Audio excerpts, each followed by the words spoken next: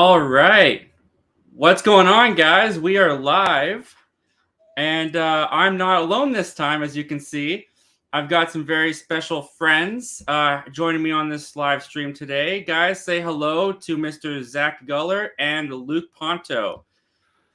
How you guys doing today? Luke, you first. I'm still plugging the show. I'm just dancing to the music. Shameless plug there, dude. Yep. But I'm doing great, you guys. Been busy today, but thank you, Mr. Milne, for having me on. I'm so happy to finally be collabing with one of my bros, Mr. Zack Goller. Finally, dude. Man, it's been a long time coming, and I was ecstatic when Zach asked me to hop onto the stream. It's been a while since I've ranked the Marvel movies, my 10 favorites, and Right. He said that was the topic today, and I was like, well, shit, well, I'm in. Yeah. Let's do it. Let's do it. Doctor Strange in less than a week. Can you guys believe that? Multiverse of Madness? Seeing that? I'm seeing that on Friday, dude. I'm seeing that. See, I could have sworn it came out a year ago. They said May 7th of 2021. Where is it? Maybe that's why it feels so weird. It's because it feels like it should have already been out. Yep. It should, I remember when they announced it at Hall H, and they were like, "Oh, that's gonna be a Marvel scary movie and all that stuff." And I'm like, "Okay, I'm down." And then Scott Derrickson left the project, and then Sam Raimi got attached to it, and I'm like, "Oh, that's a development hell." But it looks like it's gonna be great, and with all the cameos that are rumored to be in there, it's got potential to be a really special movie, I think. So, yeah. But will it be in our top 10? We'll find out. But for now, that's right, guys. Today we are counting down our top 10 favorite MCU movies. And this stream is going to be a little bit different than the ones I've done in the past because I've got two guests and we don't want to go for 5 hours. They got places to be, and I understand. What do you mean? Saturday. What do you mean you don't want to go 5 hours? You don't want to go 5 hours? I mean, up to you guys, up to the chat. I don't know if they want to see my ugly mug for 5 hours. They probably get sick of me and want to throw darts at it, but No, so for today's stream, because I got two guys on with me, we are going to go through our list first from numbers 10 to 1. And then at the end of the stream, to finish it off, we are going to take your guys' live comments and questions. So definitely fire those in throughout the stream. We will definitely get to them once we have gone through our list. But with that all said, Zach, why don't you kick us off with your number 10? Oh, great. Oh, number 10? Okay. I don't know. Do we want to do honorable mentions now, or do we want to save those for the end? Oh yeah, I forgot. Totally. Yeah. If you guys have honorable mentions, if you want to rattle some off at the top of your list, totally go for it.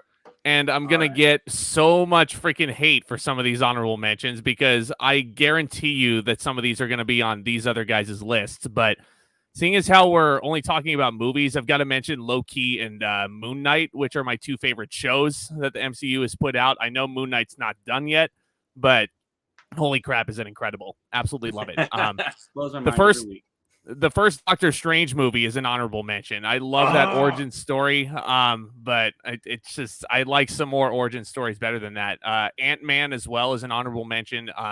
If Edgar Wright had directed it, definitely would have made my list. Spider-Man Homecoming and Far From Home are both honorable mentions. Homecoming definitely is very mid. Far From Home is a little bit better, but just rounding it out, making it an even number. And shockingly, the first Avengers movie is an honorable mention now. It was knocked out of my top 10 with a couple of. We got like 28 now, so I guess we're going to get pegged down. Yep. With a couple of new films that came out that I'll be talking about in a little bit. The Avengers was in my top 10, but it was knocked down a few pegs. So that's what I got. Yep. All right. Your turn, Luke. Okay. All right. I'm just going to try to, let's see. Yeah, if you guys don't see me for on camera for a few minutes, I'm just gonna look on my letterbox, so because I have my MCU ranking here. Heck yeah, letterbox. That was a good idea. I got a Word doc. Let's see. I have Captain America: Civil War, the first Avengers as well, like I just pointed out. The first Iron Man, actually. I know a lot of people are gonna shoot me in the chat. Oh no. As much as I love that first film, it didn't quite crack the list. Oh, that's fair. Guardians of the Galaxy Volume 2. As much as people hate it, I love Guardians 2, honestly. It's so I really fun. like that one too. I enjoy it. Ant-Man Yeah. as well. Can't forget to point out Ant-Man. And of course, Homecoming and Far From Home. And also, one that I don't think enough people really talk about these days, Captain America, the First Avenger. Yes. Oh, it's so fun. Joe Johnston there, the guy who did The Yeah. Rocketeer. Underrated. Also, because this is one of the Marvel films that I've watched quite a bit also, I'm also going to point out Avengers Age of Ultron. Yeah. Okay. Age of Ultron. I remember renting that movie, and when I watched it, I was like, man, this is good. And then, but of course, upon reflection, I started to notice more of the flaws with it, but it's still one of those MCU movies I've gone back to watch quite a bit.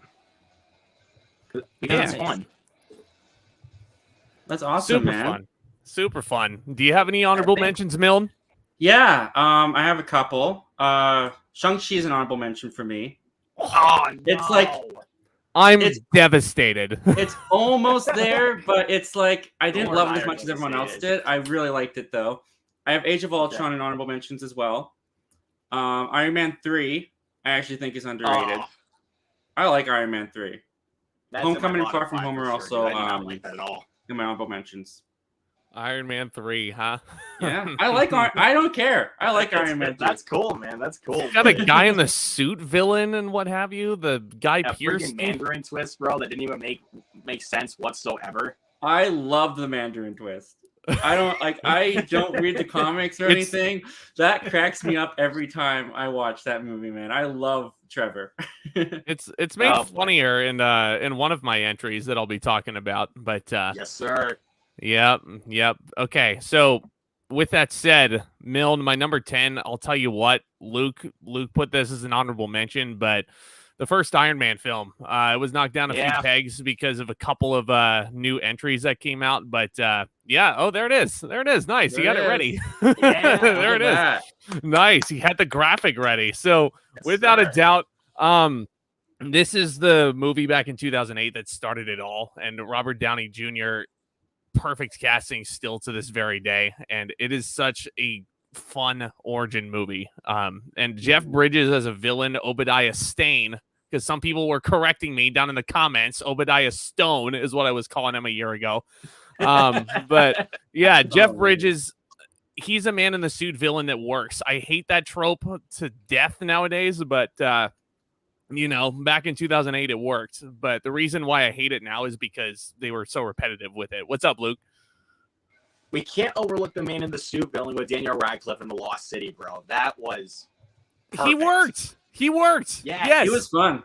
Oh, he was so fun. Yeah, but like I likened him to almost like Richard Attenborough in Jurassic Park if he was demented. You know, that's pretty much what he was. I loved him. There, man.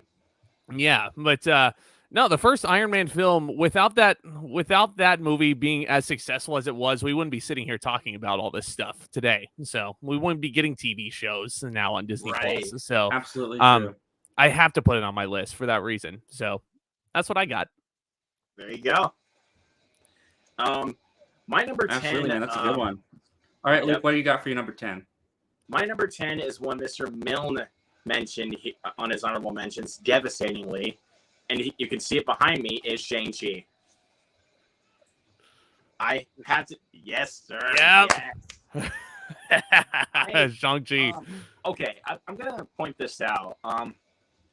After I saw that film in theaters, like, there were times where I was just like, dude, I want to go see that again instead of just waiting for Disney Plus. But I waited until 4K, and I watched it again when it came out, and I was just like, yeah, I love this movie. Like, I can say that the spoilers for anyone that has not seen it, the Abomination cameo didn't really kind of felt wonky in my opinion at first. But when I rewatched it, I kind of was like, okay, yeah, I understand like why they put him in here. But overall, this film has some of the best visual effects of any Marvel film I've seen in quite some time. It's a gorgeous Similar to movie. you. Yeah. Perfect casting for Shang-Chi. I cannot wait to see what he does in the future of the MCU. Tony Leung as our Mandarin here. Yes. Chef's kiss. And also, we can't overlook Awkwafina in the movie, dude. She was hilarious. She was a standout for me in that movie. If some people say she's annoying, bro, like, think about like some of her previous like comedic performances, like, or even tender recently to The Bad Guys. She was really funny in The Bad Guys as Miss Tarantula. I thought she was funny. Mm-hmm. But She was like the hacker character. Yet, yeah, the computer hacker. Like, yep. And then like once she hacks the computer, just goes, "You've been hacked." Of course. Oh man, your guys' reviews got me kind of actually interested in that movie. I haven't seen The Bad Guys yet, but I haven't made it out to see it. I think you'd like it, honestly. But dude, Sam Rockwell is easily the best part of the movie. Good DreamWorks entry for sure, which is something I can't say often enough these days. So, speaking of Sam Rockwell, my number 10. No. Uh-oh. Don't tell me. Don't tell me. Is it? No, it's not. But it might be surprising because it surprised me. My list has jumped around quite a bit since I last did this. Okay. Captain America: The First Avenger. Okay. Nice choice. It's my top 10. Okay. I have grown a new appreciation for this movie, or maybe I've just grown to love it more. I've watched it so many more times. Cassidy loves it, so we've watched it so many times. And I really love the origin of Steve Rogers in this movie. I love skinny Steve and him come to be Captain America. And with the more movies that have come out, I've actually really grown to love the Peggy and Steve relationship throughout this movie. Oh. I love the World War setting. I love what they set up with Steve and Bucky's relationship. And I think it has one of the most powerful, like heart-wrenching, resonating ending in a MCU movie up until this point. Like when Steve Rogers has to nosedive that plane into the ice. It jumped up my list, man. I really love Captain America: The First Avenger. Yeah, it's some huge sacrifice for sure. I would put that in an honorable mention as well. I didn't even mention Guardians Volume 2 either, but like, yeah, I agree with you. I agree with you. That's a perfect ending for this original film, and it perfectly sets him up for what would eventually come later on, which I cannot wait to talk about. But yeah, it's not the only time you'll be hearing us talking about Cap today, my friends. I can feel it. Keep that in mind. I can feel it. Man. I can feel it. I don't know if I can speak for the other two nice dudes in this room, but you know, I think we'll be seeing him again. I have a feeling. You'll see, man. All right. I can't wait. All right, Luke. Why don't you start us off with number 9? Okie dokie. My number 9. Okay, get ready to shoot me. My number 9 is Avengers Endgame. Avengers Endgame, okay. At 9? Yeah. Whoa. Okay. Let me straighten this out here really quick. I've seen Endgame a couple of times here and there, but to me, because of its length, I don't find it as rewatchable as some of the other entries on my list. Okay. And also, I mean, the Fat Thor, Big Lebowski Thor, whatever you want to call him, I thought that was really funny. But Professor Hulk was the thing that kind of rubbed me the wrong way. That because of the look of him, I was just like, where's the anger in this Hulk, dude? Like, there's no anger coming in. Like, when you have that look. But it's a solid point. Let's remove all that negative stuff out of the way because we need to talk all positive about Endgame. Endgame has one of the best endings of all time, in my opinion. Even for an MCU film, I love the ending to Endgame. The banter back and forth with the characters and that final climax with Thanos. I am Iron Man. Perfect. Huge sacrifice, man. Like, that brought a tear to my eye. Like, I even rewatched Endgame one point when I did a 24-hour movie challenge, and I was like, I forgot how much I love this film. Like, because over time, like, after it first came out, I was just like, is this really, like, is this even, like, a great MCU film? So I watched it again for my 24-hour challenge, and I was just like, yeah, this is amazing. It's damn good. Yep. And Josh Brolin as Thanos in both Infinity War and Endgame. Mind-blowing performance, and possibly one of the best villain performances of all time. I would agree with that. Absolutely. Yeah, I definitely have Endgame higher on my list. So- I already know. That's the reason why I was just like, get ready to shoot me. Oh man, yeah, and I see But you. don't I worry, see you, guys. Kevin, Like, in the there'll be chat. times where I'm gonna be like, get ready to shoot me. I see you. Endgame's not even top 10. How dare you? Okay. It's in the top 10 at least, though, bro. I mean, come Yeah. on. Oh yeah, absolutely, absolutely. And you know what? I'm not gonna pull Luke's leg too much here, but I know I'm gonna get a lot of hate for my number 9 on my list, and Boy. it has not moved since I did my list the first time with my buddy Cisco. But my number 9 is Black Panther. Black Oh, Panther. Yeah, I know a lot of people adore Black Panther to pieces, and I do too. It's on my list for that very reason. I love this film. Chadwick Boseman, rest in peace. He's an absolute legend. And just the fact that he was going through what he was going through and shooting a big movie like this, he's a freaking warrior, man. Like, you can't put him any other way. Chadwick Boseman was the man. That being said, I do think that the Black Panther storyline overall for this whole movie, it's something that I've seen before. It feels very, very derivative to a bunch of other films, like The Lion King. A lot of people compare it to The Lion King. And when I was watching him do the scene with his father at the little tree gimmick, whatever it was, I was looking at that and I was like, Deathly Hallows Part 2, Deathly Hallows Part 2. That was all I was thinking in the back of my head. And I was like, I can't believe what I'm looking at. And the third act of this film, the whole big action climax taking place in the subway just looks so atrocious. I can't believe I'm saying that. Like, you know, with their suits like they are, I want to see more of that. You know, Right. like imagine if that scene took place up against the like the rising sun in Wakanda. Like, it would have been such a beautiful image. But I think that was a missed opportunity for director Ryan Coogler, who I absolutely love to pieces.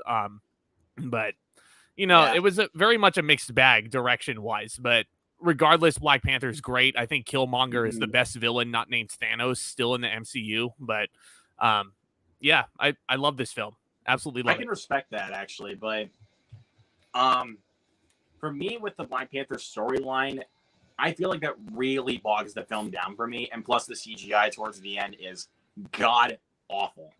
Like, seriously, it is god awful. So that's another thing that really bogs the film down for me. And that's the reason why I didn't mention it or it's not on my list. But I enjoy it.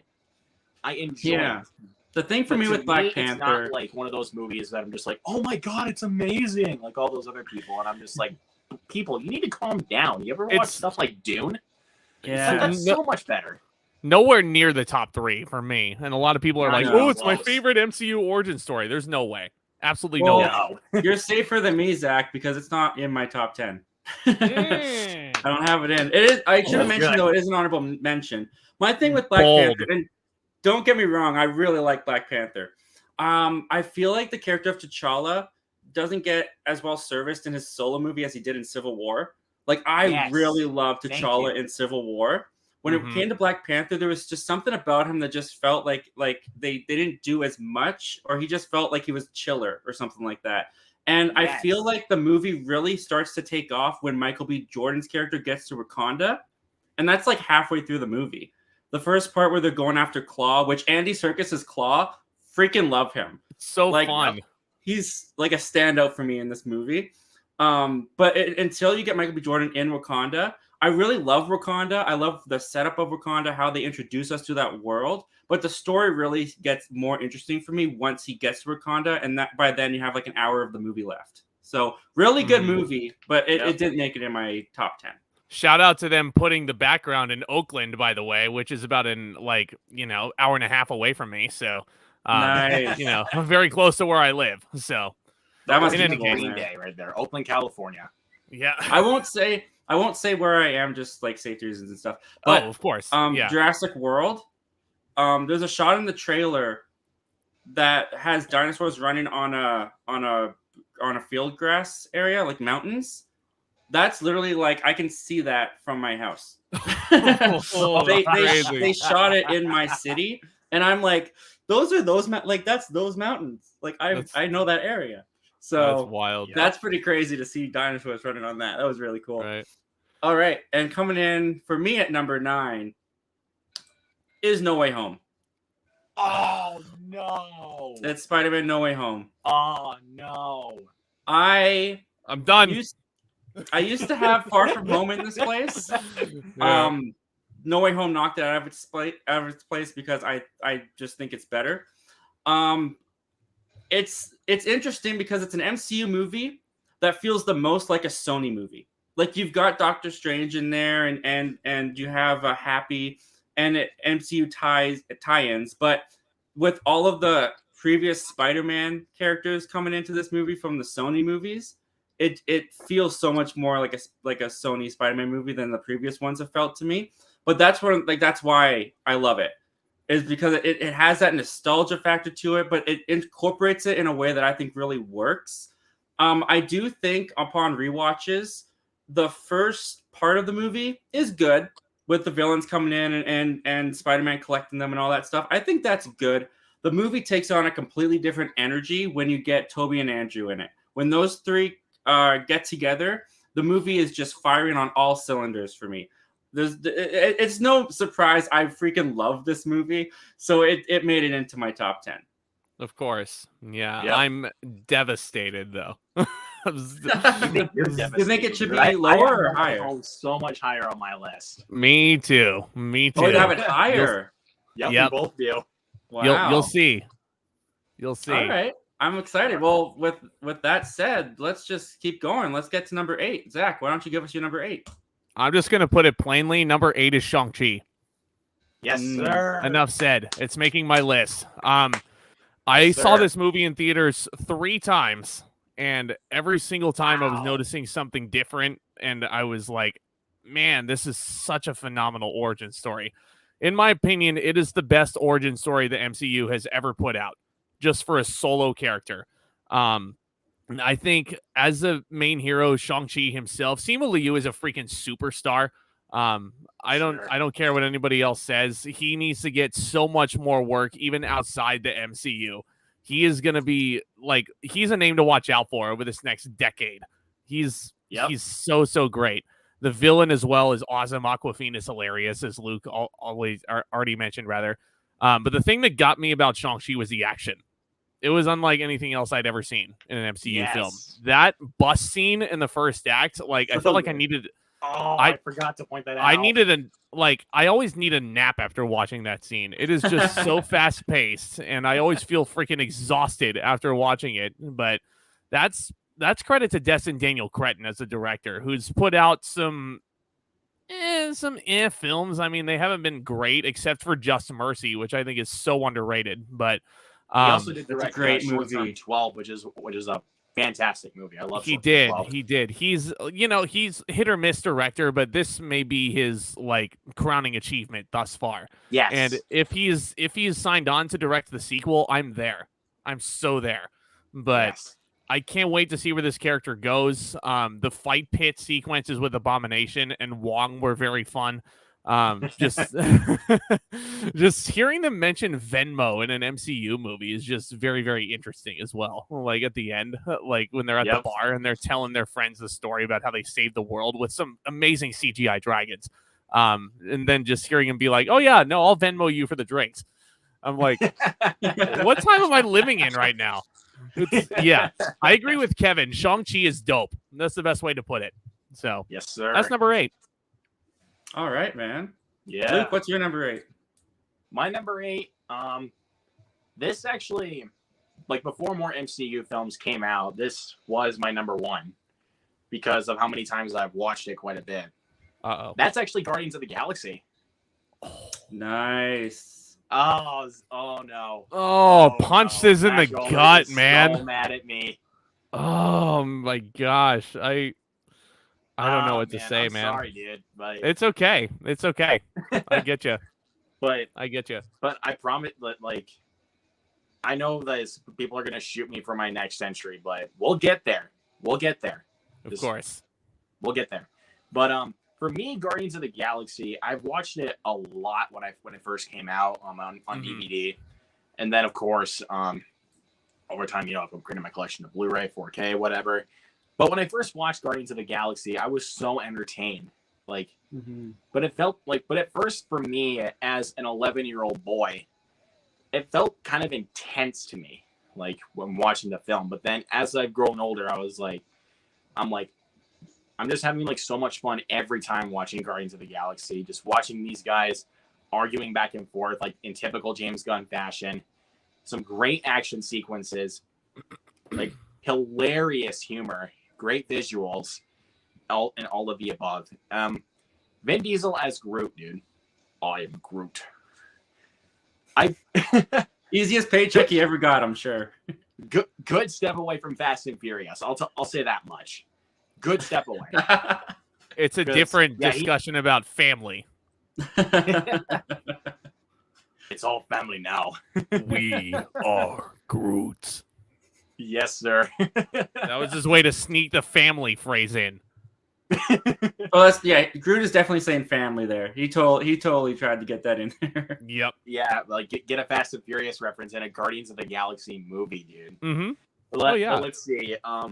Zoe Saldana as Gamora at first was actually my favorite character of the Guardians, but then over time I felt like Rocket has actually crawled into the best of the Guardians because he's a badass and he's quite frankly the funniest of the group in my opinion. He is so freaking funny. And Bradley Cooper I thought was the best choice they could have gotten to play as Rocket. Dave Bautista as Drax as well. Zach's fellow wrestler right there. Dave Bautista. But let's also not forget to mention Chris Pratt as Peter Quill / Star-Lord, bro. Perfect casting, if I ever say so myself. And I really think that Chris Pratt got a lot more work after Guardians of the Galaxy, and I'm glad he did because I feel like this performance was his crowning achievement. Mm-hmm. Wow, man. Well said. That's very well said. And now I don't know what I'm supposed to say because I have Guardians at number 8 too. You're killing me. To be fair, God, we're kind of murdering you, actually, Zach. I don't even know if this is better for you, Zach, or worse. Number 8 and number 7 could flip back and forth for me, but Guardians is great. Like Guardians is just so much fun. James Gunn introducing this ragtag like criminal group and making us just fall in love with them. Like each individual character has such a distinct personality that they bring to the group. They just fit like a puzzle, and all of the actors and all the voice actors that they have in this movie, they just work so well together. They really just like the movie itself, the world, the cosmic environment that we were introduced to is cool and awesome, but these characters are what really put it over the top. And the music choices that James Gunn includes, the way that he incorporates the music, it just fits so naturally and adds a heart to the movie as well by the way that it's from Peter's mother, and there's still this like sense of loss for Peter there, Star-Lord, and it's just great. I love Guardians of the Galaxy. Luke said so much about it already. Well said, Luke. I concur. So it's so good. Yeah, it's too good. It's too good. Man, I definitely have it higher. Well, I know you do. Let's get there, man. Let's move on to number 7. You wanted to murder us for it. Oh, what's your number 7, sir?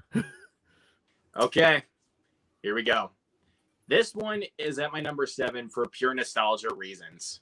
Oh, my number 7. What it is. Number 7 is the Incredible Hulk. There it is. Yeah, this is not a movie that is crossing anybody's top 10 like whatsoever. Like, you talk to anybody about the Incredible Hulk, they're going to be like, no, that's not in my top 10. That's like bottom 5. And I'd be like, get out of here. It's not top 5 or bottom 5 for me. But it is kind of the black sheep of the group. It definitely is. It's like that. You're in our family, but you're the distant cousin. we don't talk to you much, but you're the cousin that we blocked on Facebook, but yet we still are like, oh, what's this person been up to? You know, just watching the Incredible Hulk. Yep. But for me, why I hold the Incredible Hulk in such a higher regard is because I've watched it quite a bit also growing up. When I first rented the film from Family Video, I actually watched it. Of course, I had to watch it with my family because I was only like 5 at the time. But hey, over time, like I was like, yeah, this dude right here, like that's how Hulk should be done. Like, we're not talking about the 2003 version, that's for darn sure. We don't talk about that. We don't talk about that trashy guilty pleasure movie of mine. But erase that out of here. Guilty pleasure. It is one of my ultimate guilty pleasure movies. I'll tell you that right now. But let's just get back to the Incredible Hulk. So I think Edward Norton has the best culmination of both Bruce Banner and the Hulk, in my opinion, for sure. Like, Ruffalo is a snitch right behind him, if I'm going to be honest. Like, Ruffalo's a snitch right behind him. He's not, like, behind Eric Bana, because, of course, he wouldn't be. Yeah, I'm just going to keep on talking trash about Hulk 2003 if you guys don't mind. No, that's fine. That's fine. It's a piece of shit. You have every right to. Yeah. Well, I mean, I'm kind of the one ashamed to say that I actually own it in my collection. I own it too. I have all the Marvel movies, so it's like. No, I'm talking about the 2003 Hulk movie. It's like, oh, the 2000. Oh boy, I own that. Oh no. Oh, okay. I thought Zach was talking all the Marvel movies. I'm like, do you have Swamp Thing? Like, no, Man Thing. Man Thing. About Swamp Thing's DC. Right I here, do this not. comic book Oh style Jesus, and the Steelbook too. Wow. It was cheap, so I was How just dusty is that? Is what I want to know. Like, can you open that up and just blow a little? Nice. But nice. dude, How the dusty inside is it? is nothing, bro. It's absolutely nothing. And that's what that movie is. But anyways, Yeah. Liv Tyler, I thought also was really good in the film. William Hurt, may he rest in peace. Really good as General Ross, dude. Thunderbolt General Ross, dude. Mhm. Awesome. And Tim Roth. We can't overlook Tim Roth here as the Abomination. No. I thought he was very good casting for this movie, and especially the look of the Abomination. Oh, man. Tells you And so he's much, coming like, back too. What? He's coming back too. Right. Yup, She-Hulk, She-Hulk. right? That's right. Mm-hmm. Yes, Mhm. sir. I know Like, Luke's excited for that one. Yep. Of course, man. The Hulk is honestly my favorite MCU character. So I mean, it's honestly no surprise like why you see this film on my list. And Fair. yep, and Louis Leterrier, his direction of the film, I thought was very well handled as well. But I kind of wish, my only small issue with the film is that it's a little bit too short. They could have at least, Zach, like, you pointed this out in your review that there were 70 minutes of footage left on the cutting room floor. Mm-hmm. And I was like, okay, they could have at least maybe gotten to like a 2-hour and 20-minute runtime using like 30 minutes of footage. Like, don't use all the 70 minutes. You don't want to be like, you don't want to go like over it. Like, you just want to be able to get it in the right position. Right. Just And you know at what? least, like, Yeah, I'm glad you pointed that out actually for my review because like there was a lot that was left on the cutting room floor, and I feel like if they included at least like a good half of that, would have had a much better film because there was a lot of it in the theatrical cut that felt just so rushed. And exactly, like you know, I can say that the film is rushed for sure, but that was because of Universal's attachment to the project and being like, okay, we're not gonna listen to Louis Leterrier or Edward Norton. We're just gonna do it our way. And then they realize, oh crap, we should have just listened to them. yeah, and they just like shoot Edward Norton away from the MCU after all that. They should have just kept him in, dude. They should have just kept him in. I mean, he was Mark great. Ruffalo's good. Mark Ruffalo's good, but It was yeah, a bad it's- divorce, though. I don't think nothing's gonna Edward top Norton would have wanted to for stay me, in. dude. Nothing's I gonna get top ya. Norton for me. I get you for sure. Okay, so unless Luke has more to say about the Hulk, I have a number 7. One more thing I can say about that film. We can't overlook that university fight scene. No, Probably That's the best part. That's awesome. That's actually one of my favorite fight scenes in the MCU. I love that scene. it's a lot of fun for sure. You want to talk about fun action sequences though, Luke? You want to talk about Captain America: Civil War for a minute? How much long do you got? How much? At How number long? 7? Yeah, how long do you guys got? How long do you got, man? Like I said, you want to go 5 hours? I didn't want to dredge on too long about the Incredible Hulk. Where do I even so much more begin? entries to go. Where do I even begin with Civil War? This is not the only time that the Russo brothers will appear on my list, as you'll notice. They appear at least 2 or 3 more times, as we'll talk about. They're the best directors the MCU have ever had. I'm sorry. I mean, they just are. But the thing about Civil War that I found so interesting is that every character had a motive for being on the side that they were. Yes. I mean, even though Tony Stark was technically your antagonist going against Cap, who is the title character, like, it makes a lot of sense why he feels the way he does. And it feels very much like a political argument in that sense. And that's what makes it feel so grounded in reality to me. You know, it's important for them to have these debates because without that big fracture, they don't come together to fight the bigger enemy in Thanos. So we saw what happened with Man of Steel, and they were like, "Oh, we should address it real quick before." Who's Martha? But anyway, yeah. No, the airport fight sequence is still my favorite action sequence in the whole MCU good. or MCM as it stands as now, the Marvel Cinematic Multiverse. Can I motion to call it that now? Yeah. I've seen that a couple times. Yeah. Let's start motioning to call it that, ladies and gentlemen, in the chat. Jacoby, Kevin, start a petition. But so Civil War, I absolutely love it, and I love all the characters they introduce here. Black Panther, Chadwick Boseman, again, so much better in this film, so much more interesting. Yes. And of course, you have Tom Holland introduced as Spider-Man, who honestly, this was the best incarnation of Peter Parker since Tobey Maguire in Spider-Man 2. Yeah.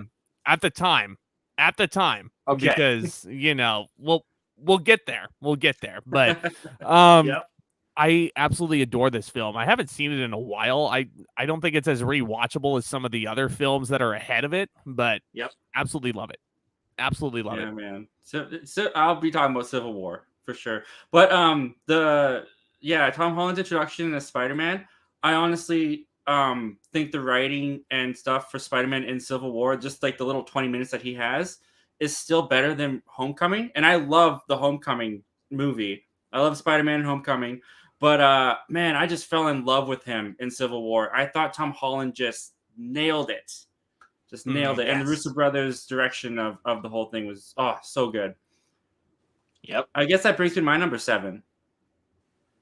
Okay, Luke, hold your fists back. Hold them down. Don't go punching the screen. Ragnarok. Oh. Number 7. Which is still in the top 10. It's still in the top 10. The Hulk is going to unleash. I like Ragnarok a lot. Like, it's definitely the best Thor movie we've ever gotten so far. I think Love and Thunder could beat it, though. I really enjoyed the teaser for Love and Thunder. With Ragnarok, though, like, just Taika Waititi's direction, what he brings to this movie, how he works with Chris Hemsworth to reinvent the Thor character a little bit, really brings, like, new life into this character that was starting to feel a little bit stale to me, to be honest, in the MCU. They just infused him with so much fun and energy with this movie. I do think the first half an hour of the movie, I like the introduction, like the first scene we get with him and I can't remember the guy's name, the big devil guy in hell or whatever he was. Oh no, why is Thor in a cage? Oh God. Yes, all that stuff.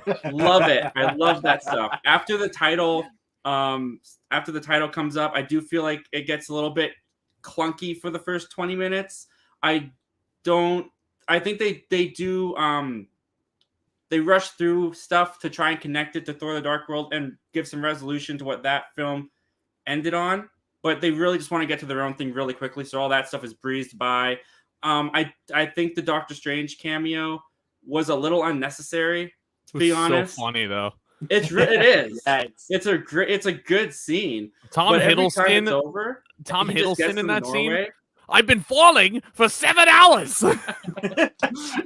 Loki's great in this movie. When they get to Sakaar, I love this movie. I love the Hulk and Thor banter. I love their chemistry. I love Mark Ruffalo and Chris Hemsworth when he's Bruce Banner. I think they're great together. Love Gladiator Thor stuff. Love the fight there. The Hela storyline. I kind of wish they did a little bit more with. I know that the whole thing is about them getting back to Asgard, but the movie's pacing does take a little bit of a hit for me whenever they cut back to Hela, because it's just so fun on Sakaar and with Thor and Valkyrie, and the introduction of Valkyrie is great. The movie's just so fun, so funny that I can overlook the little things that annoy me throughout the movie, to the point that it's number 7. It's great. I respect it. Well, Luke, you're going to be really, really mad at me, buddy, because Zach was talking about it a ton. Thor Ragnarok fell to my number 6, actually. Oh, well, yeah. There you go. God. There you go. Yeah, might as well just keep talking about it a little bit, huh? Oh, God. I freaking adore this film. It's easily the best Thor movie that's out there. Better than the piece of shit from 2013 and all that. And Luke is gone now, so I'll just go ahead and we scared him away. we just made him mad. But I love this movie. I absolutely do. It's so funny.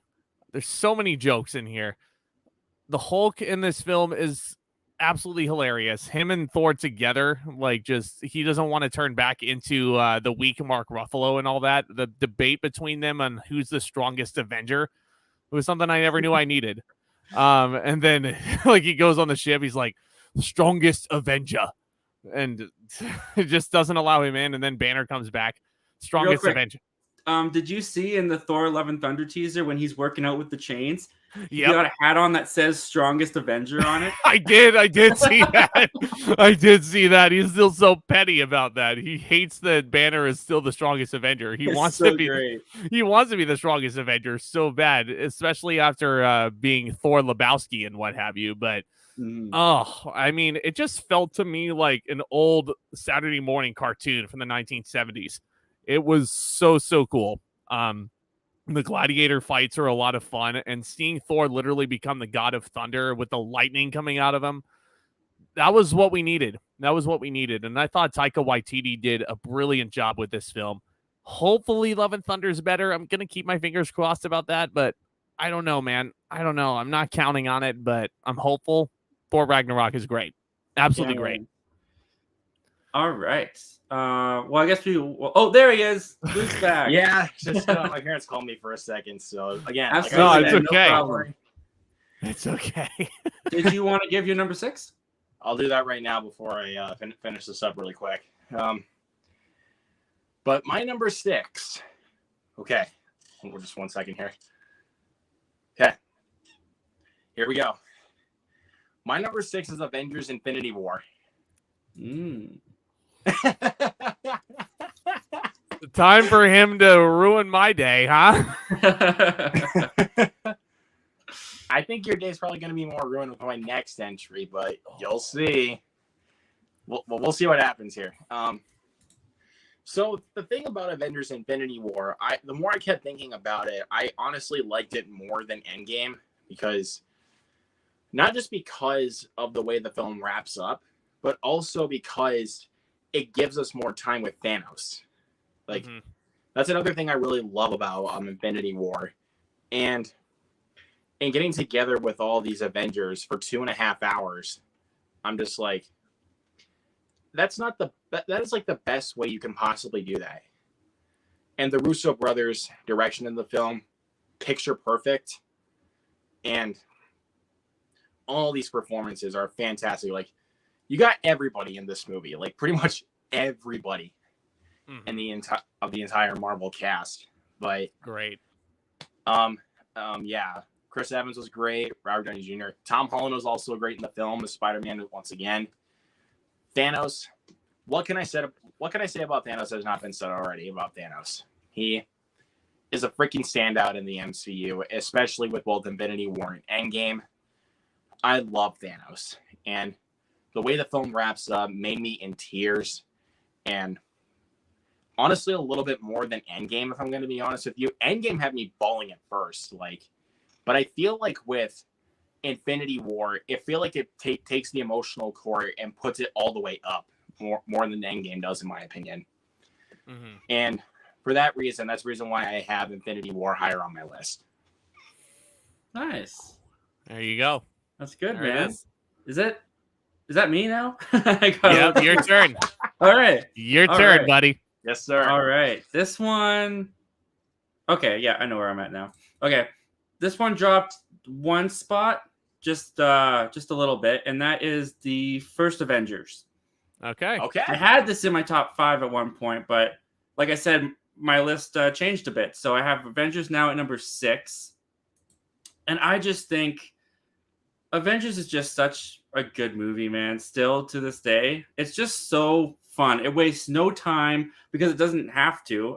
All the characters No. are established in the solo films. You get them in Avengers just right off the bat. You're reintroduced to them. They're getting together. That magic is still right there. I love Loki as a villain in this movie, especially after seeing him in Thor. To see him in Avengers, just his villainy is heightened. Tom Hiddleston is so entertaining to watch. I love the stuff with Shield, just on the helicarrier, and the third act of this movie, just the huge battle in New York. I honestly think is still like one of, if not the best, third act in the Marvel Cinematic Universe as far as the action goes. I know his name is tainted now, but I love Joss Whedon's direction in this movie. I think he did a really great job, and I know that we don't want to address it because of all the stuff, but credit where credit's due. He is a big reason why we love the Avengers to this day. He set what that core group dynamic was with the witty banter, the way that they work with each other in the third act battle. You got Iron Man using Cap's shield to bounce off of and hit the aliens and all that stuff. I just have an endlessly fun time with that, man. And going to Luke's point with Hulk, this is the best Hulk for me in the entire MCU. I think the last act of Avengers is the best Hulk that we've ever seen in the MCU thus far. And I have a ball with this movie still to this day. I love this movie. It's number 6. Yeah. It's a lot of fun. It's a lot of fun. And the reason why it's only an honorable mention for me, because it used to be like bottom of my top 10, number 10, like spot on for me. But I feel like in hindsight, in 2012, it was a very important film to see all these characters come together from movies, like separate films. We had never seen anything done like this before, ever.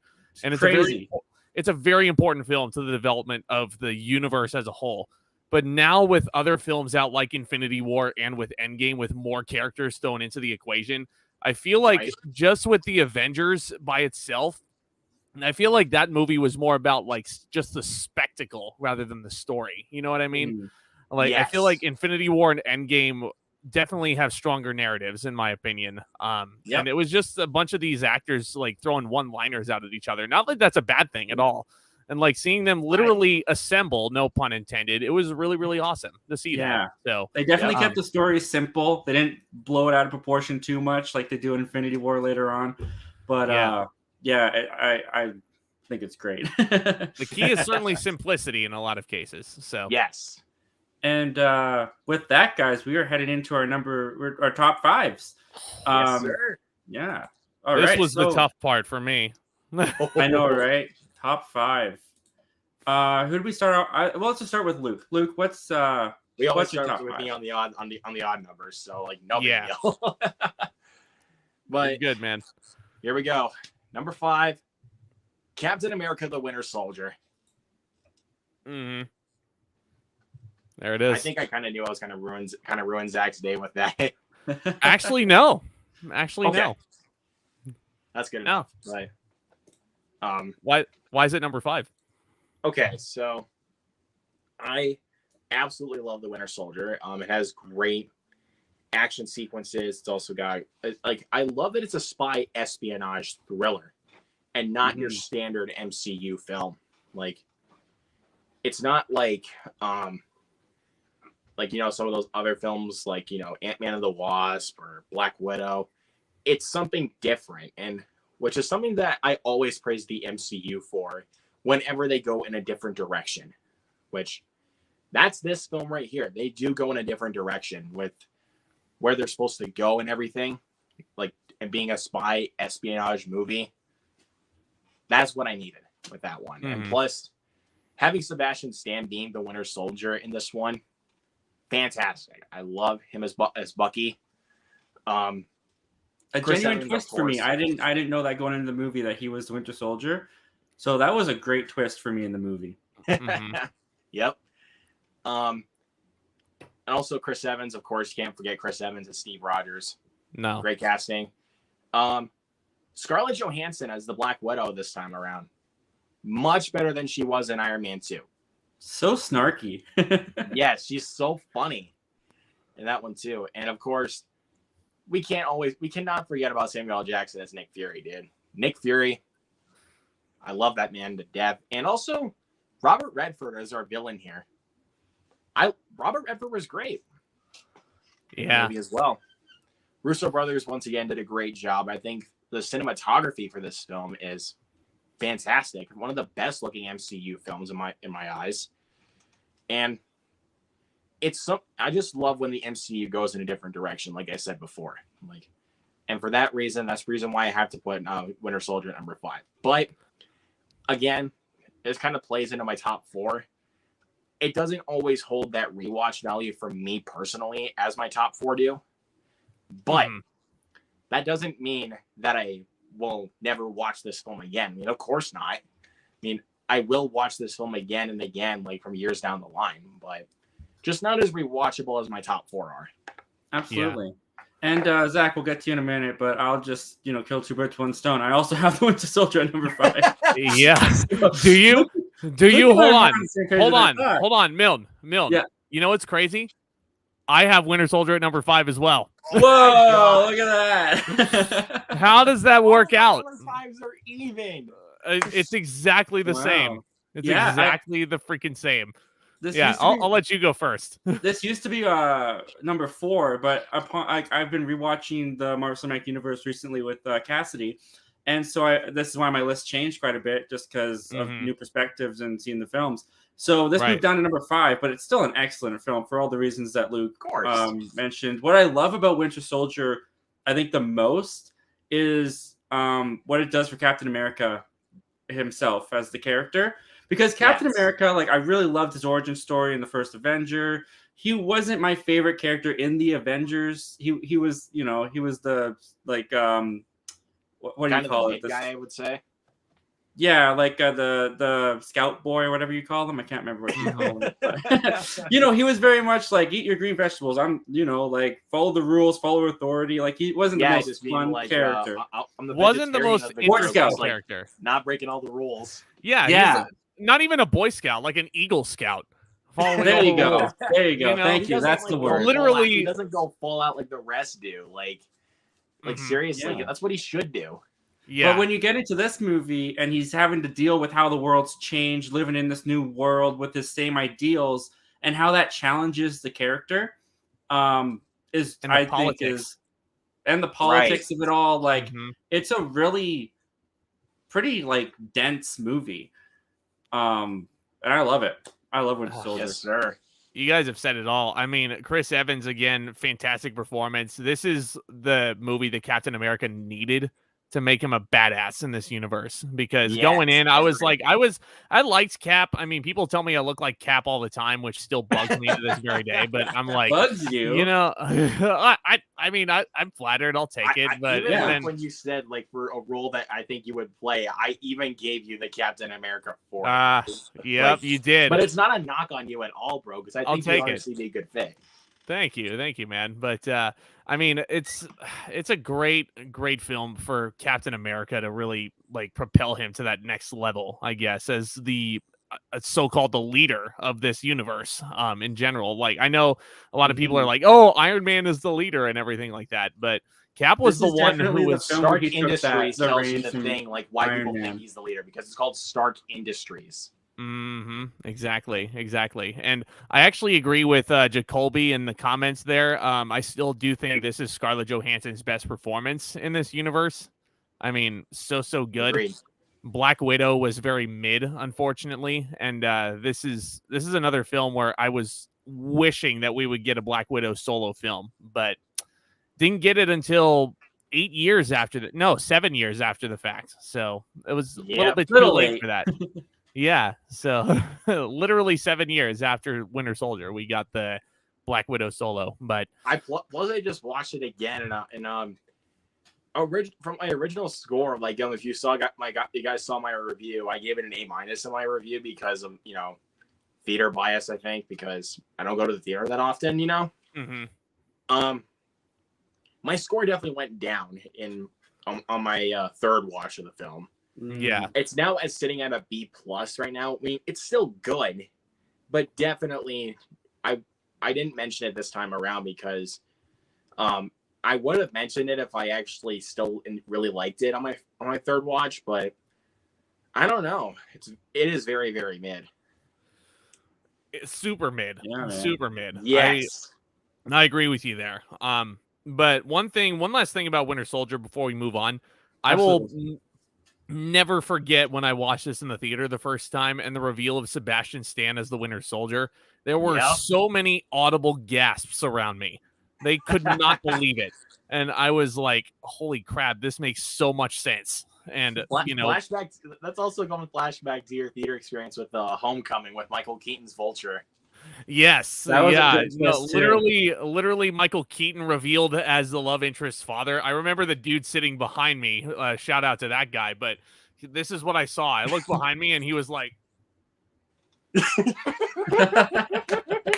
what? Oh, that's all I saw. But it was so great. Mm-hmm. Well, he's having a good time with the theater. All right, and as we head into number 4, just want to address the chat real quick. Guys, we're not ignoring you. We are going to get to your comments and your questions, so keep firing them in there. Give us your list. We definitely want to hear it. And when we are finished with our top 4, we're going to get to them. So just hang tight, guys. And with that said, Zach, why don't you just start us off with number 4? Oh boy. This is a movie that's very near and dear to my heart. This is another 2014 MCU release, and the superior one, in my opinion. Guardians Volume 1. There it is. Here's my thing.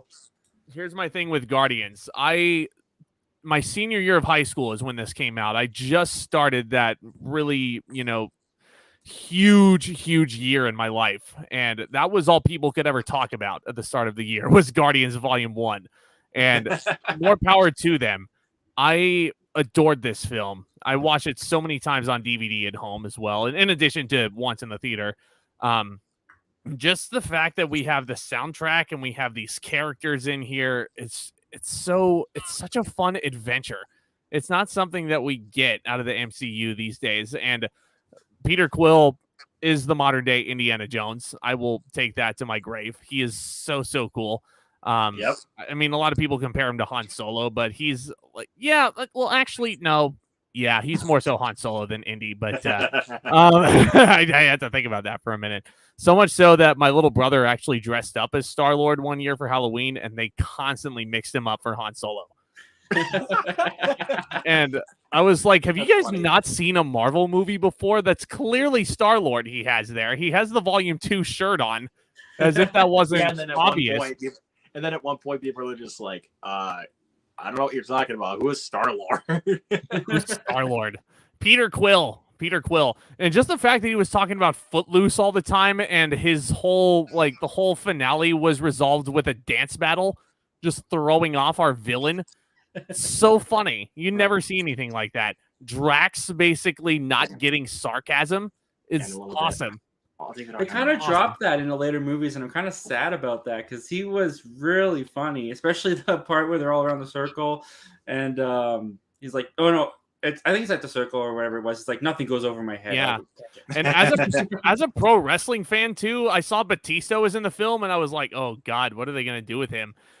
He basically was following The Rock's success there as a big actor in Hollywood, and now he's appearing in all these big projects, and I'm so happy for the guy. John Cena is the same thing, dude. John Cena would follow not too long afterwards. It took John Cena a little bit to find his niche, but he's doing great right now. The Suicide Squad, you knew he found it. Oh yeah, him as the Peacemaker. Yeah, once again the James Gunn effect. Yes. So there you go. And James Gunn's direction, absolutely fantastic. The soundtrack, people were singing Hooked on a Feelin' all down the high school hallways. It was, so great. Love Guardians. This film actually came out when I was in, before I entered into the 6th grade. And I know. I'm making you feel old, aren't I? Yep. I'm gonna be 26 at the end of the year. Thanks very much, everybody. I'm gonna be 19 in about like a week or so, dude. Like, happy early birthday! 19, nice man. That's a big one. But yeah, Zach kind of went off a lot of the things I said about Guardians of the Galaxy, but yeah, that's good. I'm happy. We've gone through that one quite a bit. Yeah, Right. The only weakness of Guardians was the villain, who wasn't really all that interesting. But I mean, it's Ronan. You know, he's fine. Right. He's not terrible. He's at least not memorable. I remember him. Yeah. I thought he had a couple funny scenes in there. A couple funny At least scenes. he's not with talking his about brother. parrots like Justin Hammer. Oh God. Milne, you almost gave me a heart attack earlier on with speaking of Sam Rockwell. Yeah, just because I pointed out Sam Saw an Rockwell, opportunity, I had to take it. Bro, you're just like gonna April Fool's eyes, and you're going like, oh, Iron Man 2 is my number 10. Oh, we're at the end of April. It's too late for April Fools, y'all. All right, Luke, I know what's it's your the end number of 4? April, bro, but it's just the joke in there. I know. Luke's turn. All right, number 4. For the haters, get ready for your day to be ruined. My number 4 is Eternals. Uh-oh. Okay, I'm not laughing. Okay, I'm not laughing at your pick. I honestly didn't think anyone was going to pick that, so I don't have a graphic for it. Oh, no. Oh, no. I didn't think it was going to be anyone's Here, top 10. here, hold on. I got you. Yes, I got you. me. Right there. There we go. Eternals. Go up, Eternals. There Yep, we go. throw 'em Got up. the graphics now. We're improvising. I had to put that one on the background just to make you guys really think that's going to be my top 10. I get mine, but it's still in the shrink wrap, so I don't think we want to disturb it. Watch it again. I watched it again like the day before, like the day of when I went to see the Batman. Like, I watched it again because I haven't seen it since the theater, and I was just like, yeah, this movie's still freaking awesome. Like, I never like when I was watching the film in the theater with my best friend, because like me and him always go see the MCU films together. We're the MCU geeks of my hometown. Nice.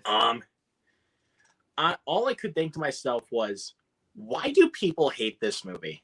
Like, that was all I was thinking to myself, was like, why people hate this movie? Like the fact that they have 10 characters like as the Eternals, and also having them having really tragic backstories like in their own rights, I felt like really made this film work. Mm-hmm. The cinematography, don't even get me started on that cinematography, dude. Oh, so gorgeous. Gorgeous to look at. And plus it being Chloe Zhao directing the movie made it all the better for me. Like, no regard to like, I first really loved Nomadland, but then over time I was like, yeah, this movie's not that great. Like, it's good, but it's not like, best picture worthy, say like Judas or Sound of Metal. Best picture winner Nomadland just does not, roll off the tongue as well. I would have picked either Promising Young Woman or Sound of Metal over Nomadland. Thank you. Promising Young Woman is so much better, but plus Promising Young Woman and Sound of Metal are amongst my favorites of all time. Like, so no surprise, like why would I pick those? Yeah. But anyways, we're not here to talk about Best Picture nominees here. No. Which those Eternals? Eternals, I would not even have picked for. I thought I was behind. Not by one shot. No. Like, at all. like, regardless of how much I love the film, I would not have picked this for a Best Picture nominee. Not even over Spider-Man: No Way Home. Like, no huge, way. Huge snub. Like, even at first I was like, because the more I was processing No Way Home, I was like, yeah, this movie's kind of overhyped. But then I watched it again and I was like, I forgot how much I loved it. So, so then I did kind of think it was a snub. You should have taken out Power of the Dog, man. Oh my god. Well, I mean, it was going to get nominated for everything, but I mean, I respect Luke's opinion here. Absolutely, man. Eternals is not a bad film, and the people in the chat who are like, "Oh yeah, Eternals is like so mid," I'm like, well, to me, it's mid, but it's not like the worst thing in the world. It's it's middle for me, middle of the road. The problem with Eternals, I feel like, is just there wasn't enough time to develop all these characters, and it's a long ass film as it stands. It's 2.5 hours. The way they developed the characters, in my opinion, I felt like was done better in here rather than just like waiting to just like delay the film again, and then rather just be like, oh, what do we do now? Well, I have a question for you then. Scrambled and just be like, what are we gonna do now? Like, then just delay the film. Yeah. Well, I have a question for you then, Luke, if you don't mind. Do you think that this would have worked better as a TV series rather than a film for development? I can agree with that, actually. Like, okay. Again, this is not a knock on the film at all because of how much I love it, but I do agree that it would have worked better as one of the Marvel miniseries, I guess you could say. Yeah. Yeah. Rather than just because you have so many characters to develop. You have like 10 characters. You see them all on the poster here. Yeah, like Angelina Jolie. I mean, granted, it's a better character than Maleficent. I freaking hate that film, but you know, yes, fucking despise that film. Why does it exist? I didn't even bother to see Richard the second Madden one. also. Richard Madden. You also got Barry Keoghan, Kumail Nanjiani, Kingo, bro. Kingo's the man. I love Kingo. I don't care what anybody says. Yes, yep, me too. He's my favorite character, bro. He was so funny. I should clarify. I don't hate the Eternals. I like the movie. I think it's all right. It is just a bit slow for me personally, but I like the characters. I thought the scope of it was really big and cool, and I liked a lot of the ideas, but it's not in my top 10. I'll tell you what, though, Milne. I think. Like to nitpick. Yeah, go ahead, Luke. This is not a knock on what the grade I originally gave this film. It still holds true for me. But Zach, I will agree with you. You said this. It would have worked better if it was just Chloe Zhao writing and not just attached with 4 writers. Bingo. Yep. Yeah, that's the only thing that I still would hold this film for my standard as an A+ movie. But just with that little nitpick right there, it almost kind of falls back, but not out of my top 10 at all because this was a film you had to see on the big screen. If I'm going to be honest with you, I saw it in IMAX. And I thought it was breathtaking. I think if we're just going off of the filmmaking by itself, because I do know a couple people on YouTube, Peep to Geekly Goods and Real James, who also have this in their top 5.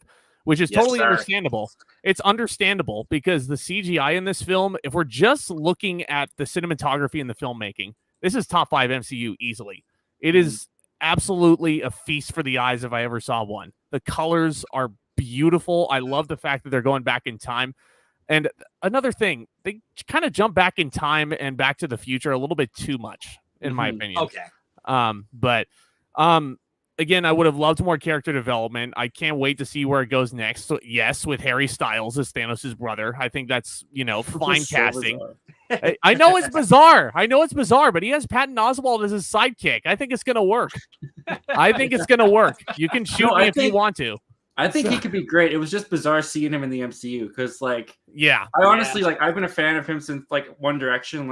I liked One Direction when they were out. I got picked on for crazy for it. I've got boy band. I've got boy band fever. I'm sorry, but finally, my people. We're speaking Milne's language. But it was just weird to be like, oh yeah, Marvel. That's Harry Styles in Marvel. That's interesting. Yeah, for sure. I'm and, also. Go ahead, Luke. I was going to say, I'm curious to see how Blade factors into this, especially because with after credits, bro. Yeah, the post credits with Kit Harington, who is criminally underutilized in this film. I do think that the Eternal sequel will at least be better than this, just based on the inclusion of Blade and the possible inclusion of Blade in that. It could. We'll see how that goes though. Depending if they're going to keep the same director or not, but.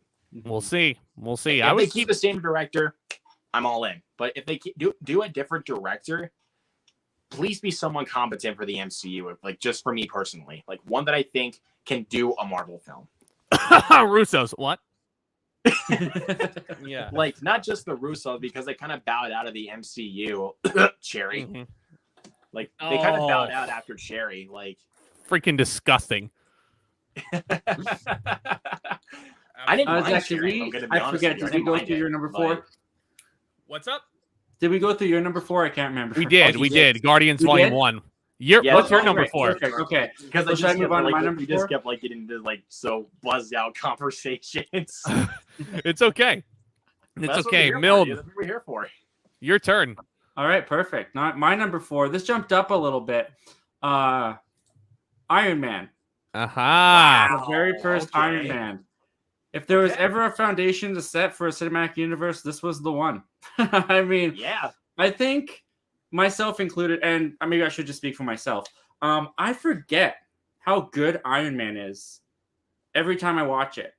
Like I always know that I love it, and then I put it in and I watch it, and it gets better with age. It really does. I think the practical effects they use in the first one with the suits and stuff, obviously not always practical effects, but there are a lot of practical suits and practical effects in the first Iron Man that really let it stand the test of time. I think it looks really good still to this day for the most part. I love the journey of Iron Man, Tony Stark. I love Robert Downey Jr.'s performance in this movie. I also love kind of how small scaled it is compared to the rest of the MCU movies we have nowadays. You really do feel like this is Marvel when they were just coming out of being that independent studio that they were. And they just were putting everything that they had into making this movie good so that they could still make movies. And I just think it all just worked. I think the stuff with Tony in the cave and seeing his character development before your eyes in that scene, I love those sequences so much. I love when he gets back and he's tinkering, and like that's something we don't really get to see from Iron Man later on. It's the tinkering and how he keeps working on these suits and seeing the creation of it. Like that's just so entertaining and so fascinating for me to watch. And I mean, I understand that the whole like it's Iron Man versus a bigger Iron Man at the end of the movie, but narratively it makes sense to me, and narratively it works, and I still think it's fun. I remember my dad surprising me when I got home from school back when this movie came out, saying, "Hey, I'm gonna go take you to Iron Man," and I had like, "What's Iron Man?" Little did I know my life would be changed forever that night, because this is what started my love for the MCU. For a lot of Marvel, this is what started my love for that. So Iron Man jumped up to number 4. There you go. Yeah, I mean, I'm glad that Marvel got to make this rather than just being like, this silly, stupid company where it's just like, they make all these like trashy movies like before. Fantastic Four, Daredevil. Yeah, too bad Tom Cruise is going to come into Multiverse of Madness and tarnish his legacy, huh? I doubt it. I don't think that's true. But if any of you guys have heard the heartbreaking news that John Watts has bowed out of the director's chair for Fantastic Four, but hopefully we get a good director for this. Since John Watts I still think we're seeing Reed Richards in this Doctor Strange too, honestly, on I do another too. note. Just because, these Illuminati teasers everywhere. Patrick Stewart saying he's in the film, and like there's people who are texting me like, "Did you see the new teaser?" And I'm like, Nope, don't want any part of this teaser. You don't tell me about it. You keep that crap away from me. So I thought it was kind of blown out of proportion. It's like they keep texting me about it. It's like, you keep your mouth shut. Yeah. Like I watched the TV spot that everyone was freaking out about, and I was like, well, I knew that was in the movie. I knew that. I'm just seeing it now. A little glimpse of it. I didn't think it was a big deal. I think they've got a lot more in store for us than just those 3 little things that they spoiled. Yes, sir. Sure. Yes, sir. I agree. All right. Should we move on to number 3? Let's do it. Luke, what is your number 3? Speaking of which, speak of the devil, we got The Strange coming in. Doctor Strange is my number 3. Wow. There it is. I love that film. Yeah, man. This is also another Marvel film that I've also kind of watched quite a bit. I've seen it a few times here and there. But for me, why I hold this film in as high a regard as other than most people is mostly the action and also the cinematography, like the way that they move buildings and everything like that. And like, especially during the third act of the movie, like that is just mind blowing to me, like how they were able to pull that off. Like, but then obviously later on, it's no excuse now for films like this when you're making visual effects. You have no excuse not to make good visual effects. Like, no, like not at all. Like, if you think back to the 90s, I mean, they had an excuse for it because they didn't have enough money. Like, Mortal Kombat's a good example of that. Like, because the special effects were kind of the weak link of that film, but it was the 90s, so they had an excuse. So, but with this one, again, like I said, there's no excuse. And Scott Derrickson coming in to direct this film, I thought I didn't really know who this guy was when I first heard about this film and who was directing it, because obviously I wasn't old enough to watch Sinister or anything like that. So good. And also he directed one of the Hellraiser sequels. So I'm like I knew that. I remembered that later on. So I was like, okay. and so, but yeah, I love Doctor Strange. Possibly, I think I'm going to be honest. I think this is possibly the best looking Marvel film in my eyes. Like, I think cinematography wise, fantastic. Visuals are great. Benedict Cumberbatch, I thought, was the best person they could have gotten to play as Stephen Strange. Absolutely. And absolutely agree. Mads Mikkelsen as our villain here, dude. Awesome. I love Mads Mikkelsen in this movie. But sometimes when I watch this film, I don't technically see the villain that Mikkelsen is playing. Like, because there are times where I'm just like, that's just Lashif. Like, whenever I look at him sometimes. Well, like, because he always plays villains now. Like, that's just his type, you know? Yeah, but like, watch me watch Secrets of Dumbledore and say, like, ugh, he's just being Lashif. Like, if you hear me say that, Zach, you're seriously gonna try to punch me in the face for it. Johnny Depp was better. I'm sorry. Yeah. Yes. Everybody in the chat. Yep. Yes. Thank you. But anyways, back to Doctor Strange. Chiwetel Ejiofor, also great. He was great in this movie.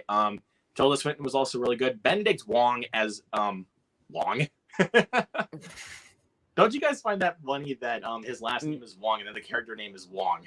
And he doesn't know who Beyonce is in the movie.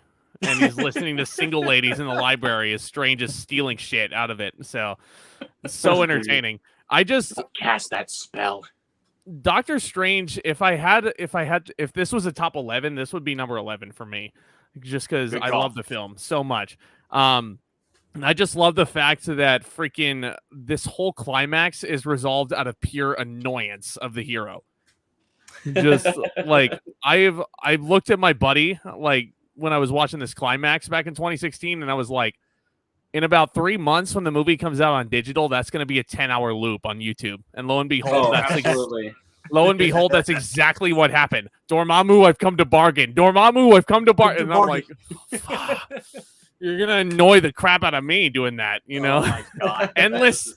This is the way things are now. Yep, exactly. So good. So and good. Yeah, I love Doctor Strange. I have the Steelbook right here. I'm not going to pull it out. I don't have the. Yeah. I need to upgrade that. Actually, I need to upgrade Doctor Strange, especially since I'm seeing Multiverse of Madness next week. So, and dude, wait. I cannot tell you how excited I am for Multiverse of Madness, but I am a little nervous going into the film because of its runtime being only 2 hours and 6 minutes. And also the fact that, really?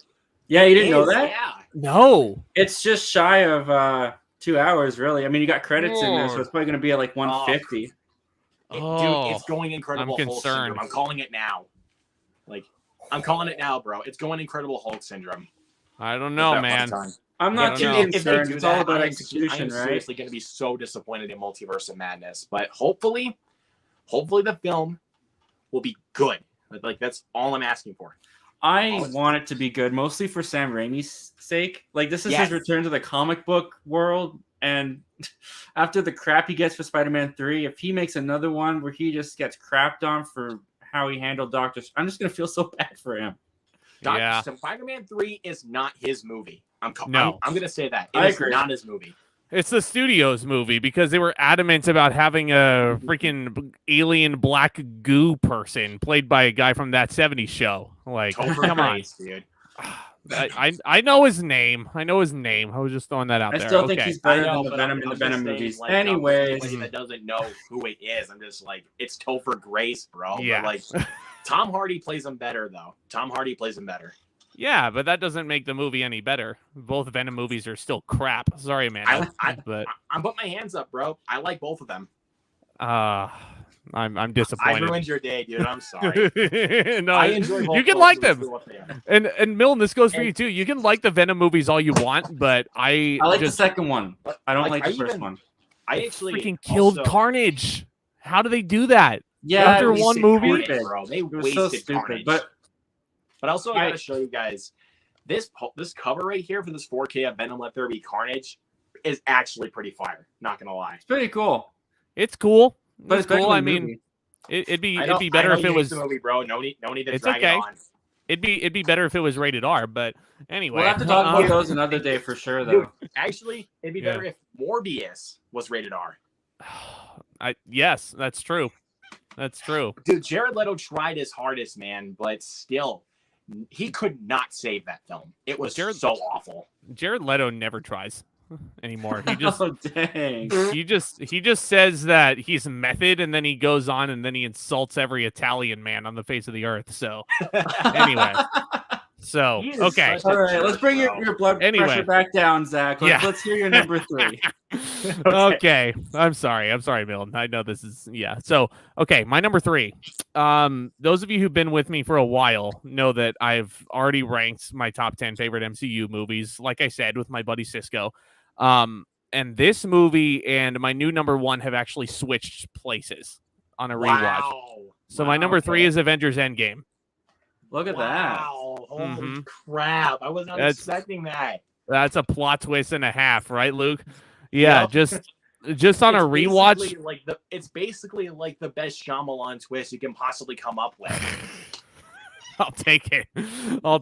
I mean, what can be said about this film that hasn't been said already? This is just a magical theater experience. I went back to the theater 2 more times after opening night to see Avengers Endgame. And I spent pretty much a whole day shift at my work watching this film in the theater. So it was awesome. Such a cool experience. And the whole third act of that film, you were talking about the Battle of New York being the best third act action sequence, Milne. This is my favorite right here. Just seeing all these characters come out of the portal. It satisfied every hardcore MCU fan for sure. And seeing whatchamacallit, seeing Cap wield the hammer. Mjolnir, yeah, he's finally proves himself worthy. Such a cool shot. I mean, I freaking love this film. Absolutely love it. And Thor overall is my favorite character in this whole universe. Case in point with Ragnarok. He was freaking hilarious as the Big Lebowski Thor. Just for this movie alone, I'm just going to call him Thorbowski. Thorbowski. Jane is an old flame of mine. I miss it quite a bit. Well, hey, man, there's a beverage here. Come on, dude. But I freaking love this film to pieces. It's 3 hours long and it flies by. My little brother might say it does, my little brother might say 3 hours is too long, but I don't care. This 3 hours flies by. Like Titanic. That's perfect for 3 hours. This is a movie that deserved 3 hours, and the ending with Iron Man passing away just so at your heartstrings, man. That is so heartbreaking. I know Milne loves that scene. Oh yeah. Yeah. I do. And I will talk about Endgame for sure very, very soon. But my number 3, and this hasn't changed for years, is Civil War. Wow. Okay. I love Civil War. And we've talked about Civil War already. We've talked about it a lot. But one thing that I really love about Civil War that no one I really see talk about, everyone calls it Avengers 2.5. Everyone says it's another Avengers film. Why is it even called Captain America? Yeah. And I can totally understand that criticism. I've called it that myself as well. But what I love about Civil War is that it really is a Captain America movie, because the whole movie, I mean, you have the ideologies going on. You have the Sokovia Accords splitting the Avengers apart. But with the inclusion of Bucky and him being the through line of the whole movie that ultimately is what is dividing Iron Man and Captain America and the Avengers. This is Captain America having to make the choice of this new life that he has been brought into and his past life. Which one is he going to choose? He has to battle the two worlds that he is a part of. Mm-hmm. And I love that kind of conflict that's introduced into Captain America, especially as the end for his trilogy. I just think it was done so well, along with the airport battle. Of course, that's just like a comic book movie fan or just a movie fan come true. It's a dream to witness. Spider-Man's introduction, absolutely love it. I I will never forget when Queens popped up on that screen and how much I just screamed, and the whole theater just erupted, and Tom Holland came on screen and changed all of our lives. Yeah. He still continues to change our lives to this very day. Absolutely, man. Absolutely. So yeah, Civil War, for all the reasons that you guys have stated, and for all those reasons, and the twist of Bucky being the one that, oh my goodness, my jaw was on the floor when that videotape was playing. And it wasn't him, Tony. Oh man, it was so heartbreaking. And it also, at the end of this movie, people are always like, oh, they just reconciled because Steve Rogers sent him a sorry note. But I love that in Infinity War, they addressed it. Like, they did. Just because Steve said sorry doesn't mean Tony accepted the apology, you know? And I love that continues in Infinity War. And the ending of Civil War really does change the Avengers dynamic and the group forever. And I think it was a brilliantly done movie. Is this Tony Stank? Rest in peace, Stanley. Yep, got to talk about that best cameo ever as the FedEx guy. But we haven't talked about Ant-Man in this film yet, have we? I mean, he was just coming off of. You're right. We haven't he was so hot in the summer of 2016. Like, he just came off of his solo film, which was a huge monster hit for a lot of people. And he comes into this film kind of clueless. Like, that was, he's like, what the heck am I doing here? And then, Cap was basically looking for someone to even the odds, and Ant-Man came along and just basically becomes a giant. And Rhodey's reaction said it all. Okay, little dude's big now. He's big now. What do we do? So good. So good. Yeah, awesome. And then you obviously see more of that the giant Ant-Man in its sequel. Ant-Man and the Wasp. Give me more of that in Quantum Mania, please. I beg you, Peyton Reed. Yes. Yeah. I agree. All right, we are almost at the end here, guys. Why don't we move this along? And Luke, give us your number 2, because we got to get to these chat questions. There are 88 collecting up here. Holy moly! I did not expect that to be in here. Holy. Okay. What's your number 2, Luke? My two copies, since oddly enough, since this is number 2, but my number 2 is Spider-Man: No Way Home. There it is. Wow, that's high. Of course. Yep. Of course it's high. If you guys know me, because the only real store that I have in my town is a Walmart, so I got the exclusive slipcover. I wanted to get that one, and they didn't have it in stock, or they were all out of it. I don't know what happened, but I got the crappy one. This cover right here is the best looking one out of the slipcovers. I got my hands on one. All right, Zach, we see it. I got my hands on one, boys. I got my hands did on it. That's awesome. Also, before I talk about No Way Home and what I love so much about it, I told Zach they had it back in stock after I got my copy back in. So and I thought that I didn't get any more copies back in stock. I better tell him right now. Mm-hmm. And it was crap. Luke saved my behind. I literally walked into Best Buy after it was released, and I saw it sitting on the shelf, and I was like, "Oh, that's mine. Give me that. I'm taking it home. Nobody else is gonna stop me." But hey, man, at least I tried to help.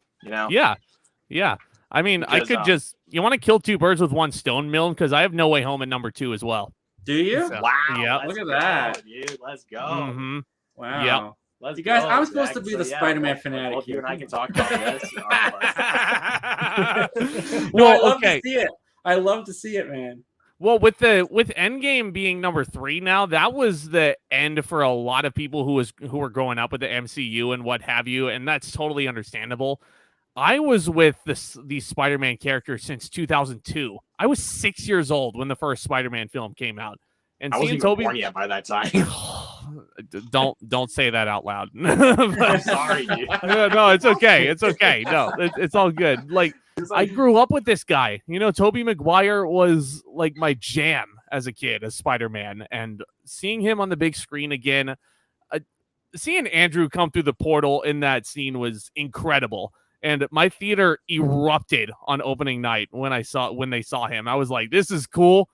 My buddy sitting next to me that night had to calm me down a lot. I was like, give me Toby, do it. I know it's gonna happen. And then he opens the portal again. Sure enough, there he is, and my voice was gone. It was absolutely gone. It was out the window. You could just take it out of my throat, chuck it out the window. So cool. Just seeing Andrew help Toby out with his back problems as well. Like, can we talk about that? Like, where else can you see that? Good. Where else can you see that? You know? I mean, plus Tobey Maguire has back problems in real life, so I'm glad that actually worked out. Mm-hmm. And just like how much they redeemed both of those versions of Peter Parker, Andrew Garfield saving Zendaya. Like, I wanted them to do that from the teaser, and it tugged at my heartstrings. I freaking hate Spider-Man, Amazing Spider-Man 2 with a passion, but I do too.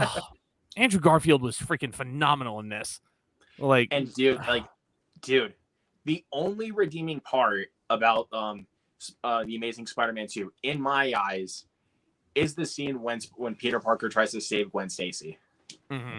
He tried, but that was such a crushing moment for me. But like, that's the only thing I can even say good about that piece of trash. But dude, at least in this movie, Electro's not kooky blue guy. That's true. Electro was got so kooky in the Amazing Spider-Man 2, and I was just like, bro, shut up, man. I don't know what that you're not direction was. I don't know why Johnny had Depp it that way. with all this like makeup and just be like making all these like kooky jokes, man. Electro got a big ass makeover is what he did. And even the Lizard got some funny stuff to do. And they were joking about his motivations in Amazing Spider-Man 1, which I still think is trash. So turn all of New York into lizard creatures. Just so self-aware too. Yeah. Like, even for Sony to have those comments and jokes in there, like, yeah, guys, we get it. We made a crappy movie. We're acknowledging it. Like, that's props to you, man. I even love that scene at the bridge fight where Doc Ock tries to take off Spider-Man's mask, and then all of a sudden he transforms and he takes off his glasses, like, you're not Peter Parker. And I was like, well, what? That is Peter Parker. Yeah, but it's Peter Parker in a different universe. Like, that was something I figured out later on, and I was like, oh, right. This is my advice to everyone who's making a blockbuster film now. This is how you market a blockbuster these days. You don't blow your load. You don't give away the surprises too much. And I was so relieved to see that Washington Bridge fight sequence with Doc Ock and the Green Goblin appearing. That was done within the first half hour. That was done within the first half hour. So and quick. I'm like, yeah, they showed the Statue of Liberty sequence. They showed the Statue of Liberty sequence a little bit, but they edited out Toby and Peter. So it was. I'm glad they did that though, because like that, otherwise people would be blowing up the internet and blaming Sony, just being like, "Oh, Sony needs to stop giving away crap." And I mean, like, you guys speak the truth, like, because they gave away a lot in the trailer of the Amazing Spider-Man 2. They gave away a lot. It's Batman v Superman syndrome basically for me. So, yes, I agree. But like, thank God they didn't do that. The surprises, bro. Like, yeah. I can say one exception though. Like, they did kind of spoil a surprise for the Lost City trailer with Brad Pitt showing up. But I mean, Brad Pitt was only in the first half of that film. So funny. Like, at least. But the good thing is, you love that film too, don't you? You love that movie. Air high five. I had no plans to see it. Hadn't really even seen a trailer for it. And I just, on one Sunday afternoon, Cass and I had a free afternoon, and I was like, Lost City's playing. That could be a date movie. And it was a really good date movie. We went for it on a date night. Trash when I first saw that trailer. I thought it was a perfect date movie. Like seriously, it's so funny. I saw the trailer for it when I went and saw Scream 5, and then it's played like for like 3 films that I saw, it played that trailer played it when at Scream 5, Jackass Forever, and Uncharted. It played at those 3 movies, and I was just like, this movie looks terrible. Like, just with the trailers alone, though, dude. But like, when I watched the film, I was actually, I saw this with my mom, and we were having a good time, especially with the leashes scene. Like, oh my God, I lost it, bro. I lost it.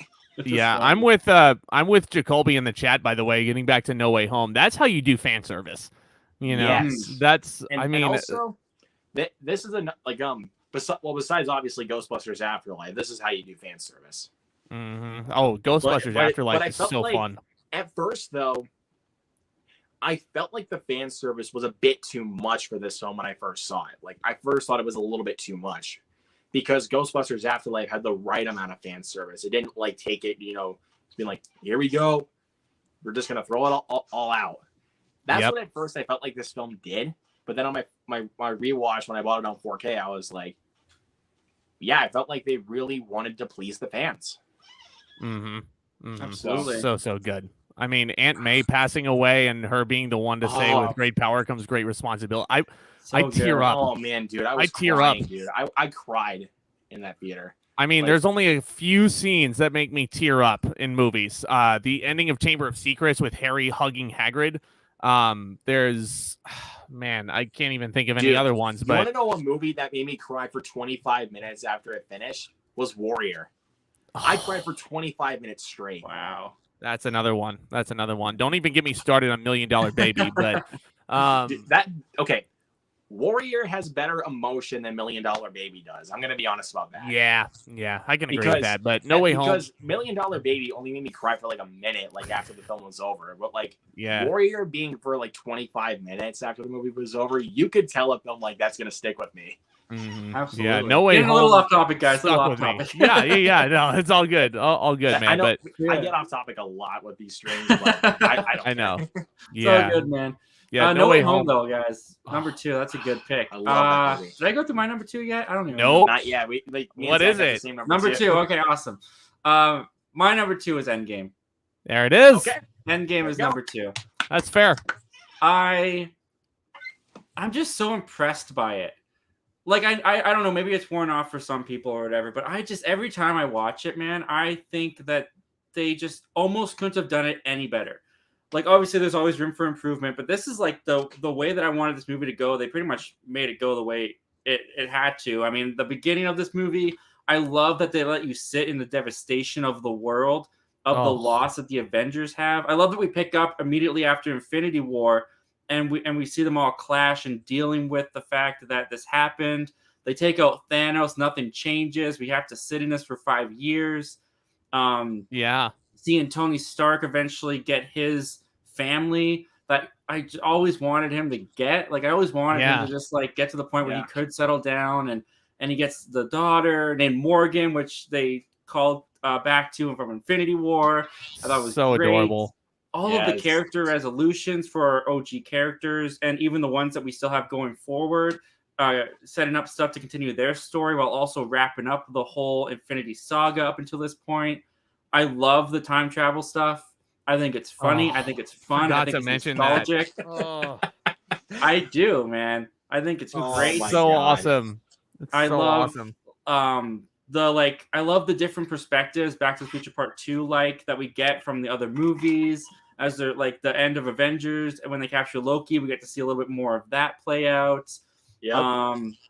The end battle, of course, is just like mind-bogglingly exciting. Just how many characters are on screen. There's so much to focus on. It's almost overwhelming at times. The death of Tony Stark is done so beautifully. It's the perfect end to his character. I always thought that he needed to sacrifice himself. That's how his character ended, and that's what they did in a brilliant way. The final lines, it's not, okay, Tony Stark sacrificing himself doing a snap is not what gets me. It's when he's on the ground and Pepper comes over and says, "It's okay, Tony. You can rest. We'll be okay." Because all he ever wanted to do was find a way to save everyone. That's how Ultron came to be. He wanted a suit of armor around the world. He felt so much guilt for the stuff that's come out of Ultron and the stuff that he's done, and just like the anarchy that's come from his work in the Avengers, and just the way that they end, and Captain America being able to go and be with Peggy, coming back as an old man, living a full life. Like, I just don't know how they did it, honestly. When I watch Endgame, I'm like, how did they find a way to get all of these pieces in here to work so coherently? I think it's just, I honestly think it's a huge achievement. It's it's just incredible what they were able to do with that. And the ending of the film, again, absolutely heartbreaking, with Tony Stark's funeral being absolutely beautiful. Nick Fury being the last one that they show on the porch is just poetic. Yeah. If I ever saw poetry in motion, it would be that whole one take with all these characters that Tony Stark helped introduce. Absolutely. And the amazing thing about it is it feels like the end of an era, but a whole new era began for the MCU after that. And here we are talking about freaking Tobey Maguire and Andrew Garfield coming into the MCU. And so crazy. Something I never thought I would ever see in a million years. Shang-Chi coming in, and now we have Moon Knight, which is wrapping up on Wednesday. Just we owe a lot to Avengers Endgame. So it doesn't surprise me that it's number 2 for you. Yeah, sure. All right, I guess we can move on to our last one, number 1. And then we got to get to these comments and questions because they are piling up. I didn't think they'd pile up that fast. So, Luke, why don't you give us your number 1? Okay, my number 1 is Thor: The Dark World. Just kidding. I was like, I don't have the graphic. Jerk. I got you. It's Thor Ragnarok. Wow. Number 1. Yep. Thor Ragnarok is my number 1. Now, before all of you going out in the comments and saying like, why isn't No Way Home your number 1, or why isn't Endgame your number 1, or whatever, let me get this straight. Thor Ragnarok is my favorite MCU film because it's the pure definition of fun. Like, that's one thing that really stands out to this film. It's fun. Like, it doesn't like have those like high stakes to it, like freaking The Dark World does with those crappy dark elves and all that. Like, it actually is like lower down the stakes and just it goes for it. It goes bonkers, bananas, any type of word you can name for that. Like, it's just insane. Like, and Chris Hemsworth is the best. Like, this is the best iteration of Thor if I could ever name one. The best iteration of Mark Ruffalo's Hulk, that's for sure. But also, we got to talk about Jeff Goldblum in this movie. Jeff Goldblum, dude. I love that man to pieces. He was awesome in this movie. You're gonna be my my warrior. And you're gonna go into the arena, and then you're that's a good impression. You're gonna find a way to be my champion. Now that we're talking about Jeff Goldblum, it's making me more excited for Dominion now. Yeah. But I hope like it's crazy. And then I mean, the Ragnarok gladiator fight, possibly my favorite fight scene in the entire MCU. Like, it's so funny, especially with all the one-liners that Thor throws out, especially when Hulk comes into the arena. Hey, I worked with this guy. Like, it's crazy that like, I just love how Taika Waititi directed this movie. This film alone is a reason why he became one of my favorite directors. Like, before I eventually saw of course, Jojo Rabbit and Hunt for the Wilder People. Love Jojo Rabbit. Yep. Mr. Milne, I know you talked about that in our top 20 stream, dude. I remember that. Dude, I'm glad you brought up Jojo Rabbit. I'm very happy. Love that film to pieces, dude. And also, dude, Taika Waititi also, like, he does obviously have acting performances as well, if you guys don't know. Of course, there's Jojo Rabbit as my name is Korg. I'm made of rocks. Don't let that fool you unless you're mention Korg. Made of scissors. You fucking C6. This Arnold freaking Schwarzenegger, terminate him. This whole thing is a circle. Not like a teeny circle, more like a snake. a big circle. We're just out here doing working on it. Impressions, bro. I'm working on it. Pieces, dude. It's good, man. I like it. I mean, thank you. I mean, I think Love and Thunder. He was hilarious in Free Guy. Yeah, Love and Thunder has potential to be better than Ragnarok, though. Can we just think about that for a minute? Okay. Like, I don't expect it to be better. I'm just expecting a good old time. Lofty expectations. Yeah, I'm Like, not trying to go in I'm there. very much lower on expectations. Like that's what I Right. do for some films that I'm very excited for. Is I lower my expectations. Mhm. Like I don't. Like for example, Sonic 2. Like I didn't have super high expectations going in because I knew exactly what I wanted. Like because they ran Knuckles, Tails, and having Dr. Robotnik come back with the actual Dr. Eggman mustache. So perfect. Yeah. Ragnarok is just brand plain new fun. Yeah, man. Love Dude, Ragnarok I to freaking pieces. love that movie, dude. I love Yeah. Sonic 2, bro. Number 2 of the year for me, dude. Number 2. Nice. Hot take. I know, but it's not technically perfect. I gave it my perfect grade, but it's not technically perfect. No. Think about that. Like, think about that. If I give it my perfect grade, that doesn't mean it's perfect. No. Yeah, that's fair, man. I mean, the Batman is my favorite film of the year, and I think it is a perfect movie. It is. It is. Don't call it bat mid in the chats, everybody. I know. Oh, Thank that you. mid. Yeah, they were you. calling it bad mid on my last live stream, and I just couldn't believe it. I was like, "What are you wow. talking I literally about?" wanted to- dude, That's right. I'm not gonna lie. I wanted to scream at those guys. Yeah, the Just for that Batman. one time. The Batman is my favorite comic book movie since my number one on this list, which I'm assuming is also Milne's number one. Just judging from process of elimination. But I'm gonna be honest with y'all. It is. I think the Batman is my favorite comic book movie of all time.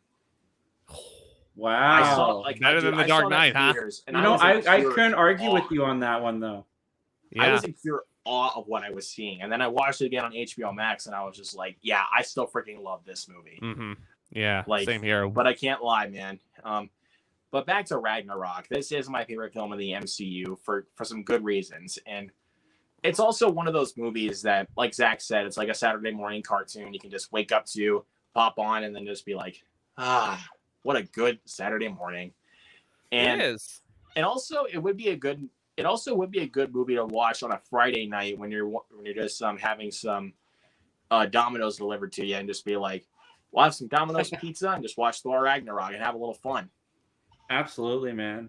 It's just that perfect way, like perfect culmination for Thor Ragnarok, and for those reasons alone, it is my number one. It wasn't my favorite of 2017, but it's my number one of the MCU in my heart. Nice. Yeah. All right. It's a great film. You want to so say fun. it together, Milne?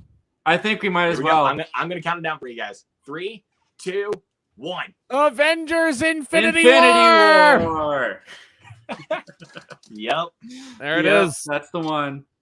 That's Sorry if I ruined your guys' day for going at my number 10.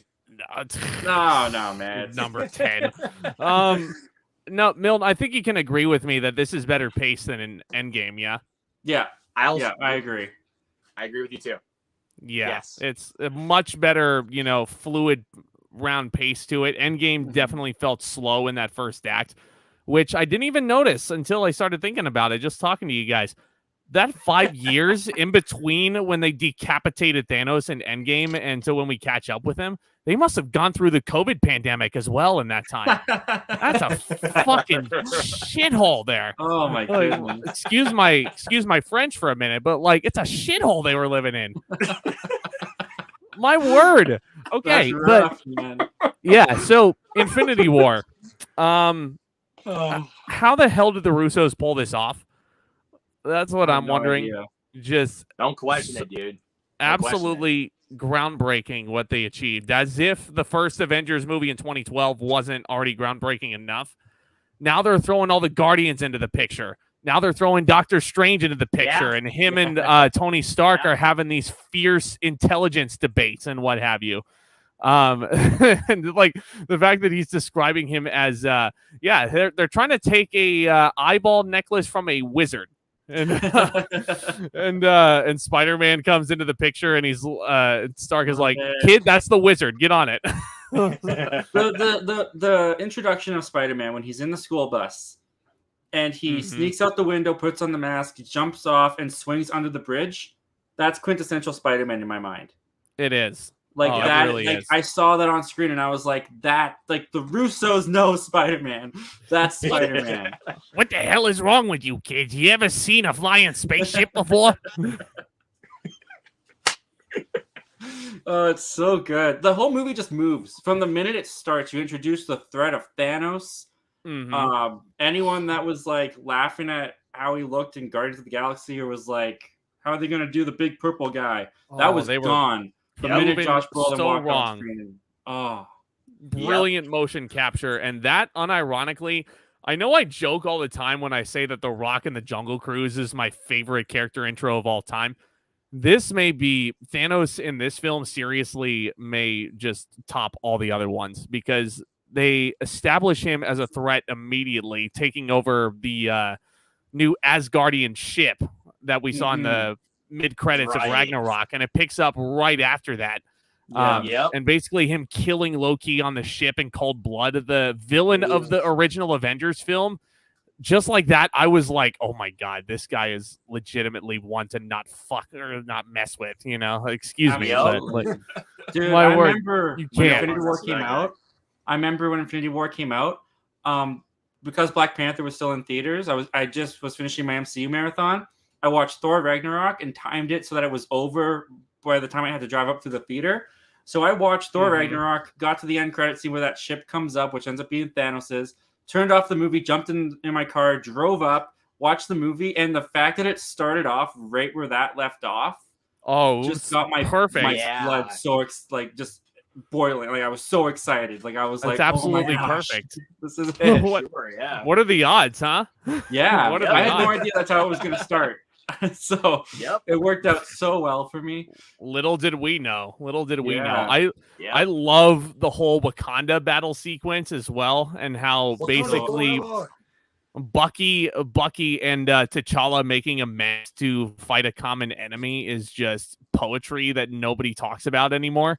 Like their rivalry in Civil War was so heated, and then they, team up, and it's just incredible. I just love the pairing offs in this film. I love that Iron Man and Doctor Strange are like orbiting around each other. I love that Spider-Man is in there with Star-Lord and just trading jabs with him. Is Footloose still the greatest film of all time? It never was. It never was. Just freaking amazing. You guys it never was. You guys made me want to go back and rewatch Footloose. Such a fun movie, dude. So Footloose good. is fun too. Yeah, Footloose is fun, man. Footloose is fun. Some good music there, but I enjoy the remake. The Gamora death scene in there was absolutely heartbreaking, and it was so shocking to a lot of people because. A large majority of the film is also it's like Guardians of the Galaxy 2.5 almost. Yeah, there's a lot of Guardians in this movie. Yeah, for sure. Which is just awesome because the Guardians are awesome, and I love that this is their real incorporation into the MCU. And all the better for it. All the better for it. I love the absolutely. Oh my goodness, seeing Iron Man standing with the Guardians and Spider-Man right there, I get goosebumps still. Just thinking about it, it's so cool, and I always I wanted to see that. I remember when they put out that announcement trailer. I don't know if you guys ever saw this when they were going into production, and it was just Chris Pratt, Robert Downey Jr., and Tom Holland standing behind the set or in front of the set of what would be Titan, and they were just talking about hey, it's day one, we're starting filming on Infinity War. And they showed storyboard images of Thor next to Rocket. That alone, when they released that, made me cry. I was so excited to see this movie, and it did not disappoint. Wow. Yeah. It's crazy. So good. All right. So I guess with that, guys, we did it. That's 10 to 1. That is our top 10. Yeah, so actually, can we actually one last thing about Infinity War before I forget? Sure. I'm so sorry, but the ending of that film just scarred so many people in that theater. And the end of credits, to me, there wasn't a post credit scene until the Captain Marvel pager gimmick at the end, which was a little, it was for me. But I mean, the whole end credits were designed almost like an in memoriam. Because you have half of them snapped out of existence, and then it's just a somber music. And as soon as it slammed to black and Thanos was watching the sunset, I remember standing up in the theater and I was like, "What? You know? Yeah, I got so many looks. I got so many looks from people. Like how many did you get? Like looks, and they were just like, "What?" Yeah. I just remember when that movie ended. Than me if I was okay. That probably would have been me with Sonic the Hedgehog 2, like me standing up and being like, "Holy crap, it's Shadow!" I didn't do that obviously because I didn't want people to be like, I didn't want people to be like, "Hey, dude, shut your mouth." I'd be like, "Well, I don't care what you tell me. I love Sonic." That's great, man. So I didn't do that, but in my mind, I feel like I did it. Yeah, I just remember the end of Infinity War. Like I always wondered what it was like to see Empire Strikes Back in theaters, like with the Vader reveal and all that stuff. Like I was like, what this were the was people thinking. And after Infinity War, when that movie ended, I sat there and I remember thinking to myself, this was it. This was my Empire Strikes Back. I finally got it. It's the Empire Strikes Back of the MCU easily, and that's still my favorite Star Wars movie to this very day. And mine think about it. After Empire Strikes Back came out in theaters in the 80s, and after that movie ended, they had to wait 3 years before Return of the Jedi.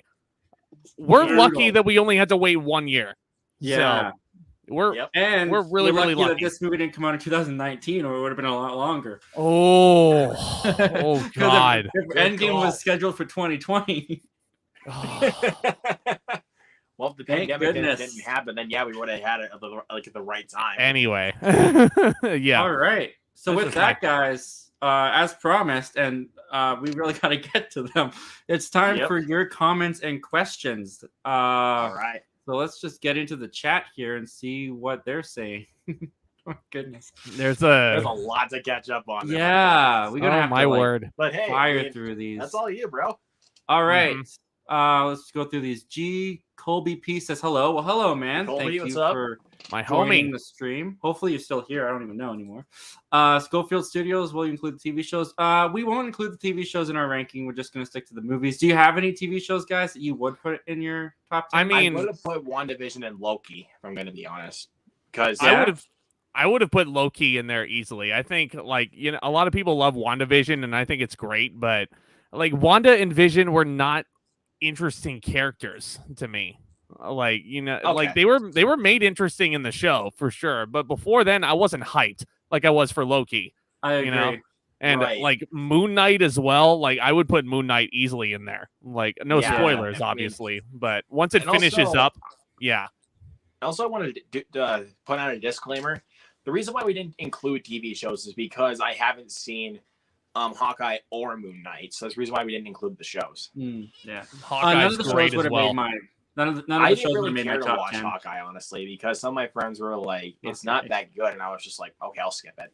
Well, your friends don't know what they're talking about, Luke. They're great. Moon Knight, I will watch that for sure. Yeah, I promise you that. Moon Knight is fascinating. So, all right, Jacoby. Look, I know Joss Whedon is a. I'm assuming you meant a dick, not a doc.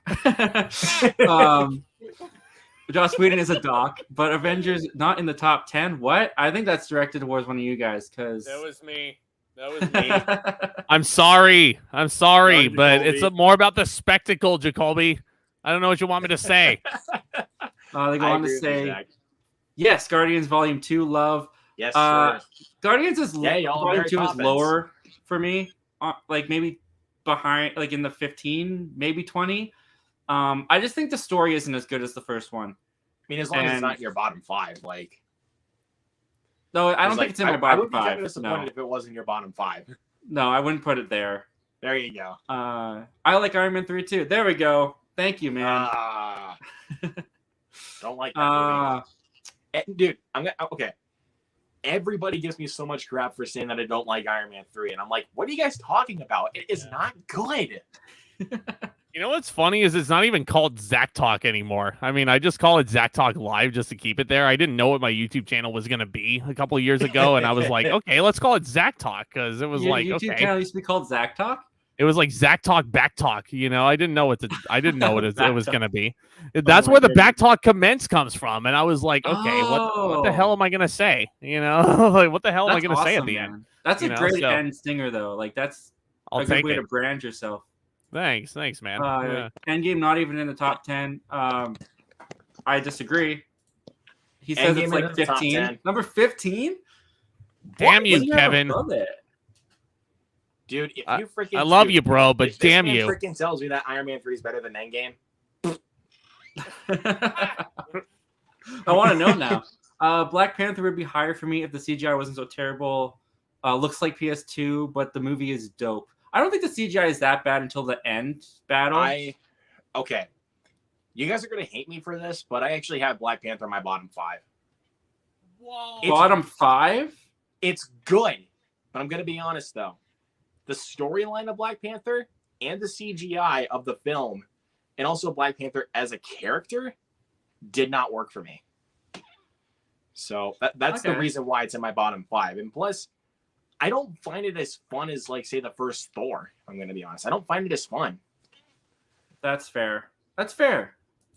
I still like the movie a lot, but the CGI holds it back. Plus some cringy jokes. Oh yeah, the what are those? The sneakers.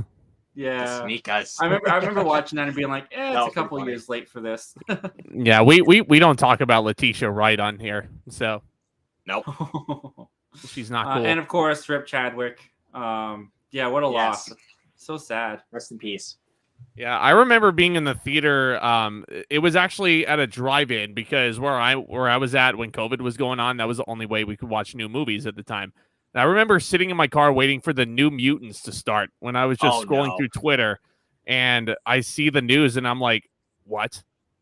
What? Are you serious?" Yeah. And then my night was not made much better by the New Mutants or anything like that. I just couldn't help. I just couldn't stop thinking about that news, man. It was just awful. Just awful, as we're awful, watching the most familiar storytelling X-Men movie. Yep. That's what that movie is. on. The most familiar storytelling X-Men movie. Shang-Chi was dope. Yes, it was. It's awesome. Even though it's not in Milne's top 10 for some reason. It's on my top 10, but I still like it. I can still like it. Yeah, I actually agree that the first act of No Way Home was still good. Did take its time to find its footing. The second and third act is fantastic. I don't know if it took its time to find its footing necessarily.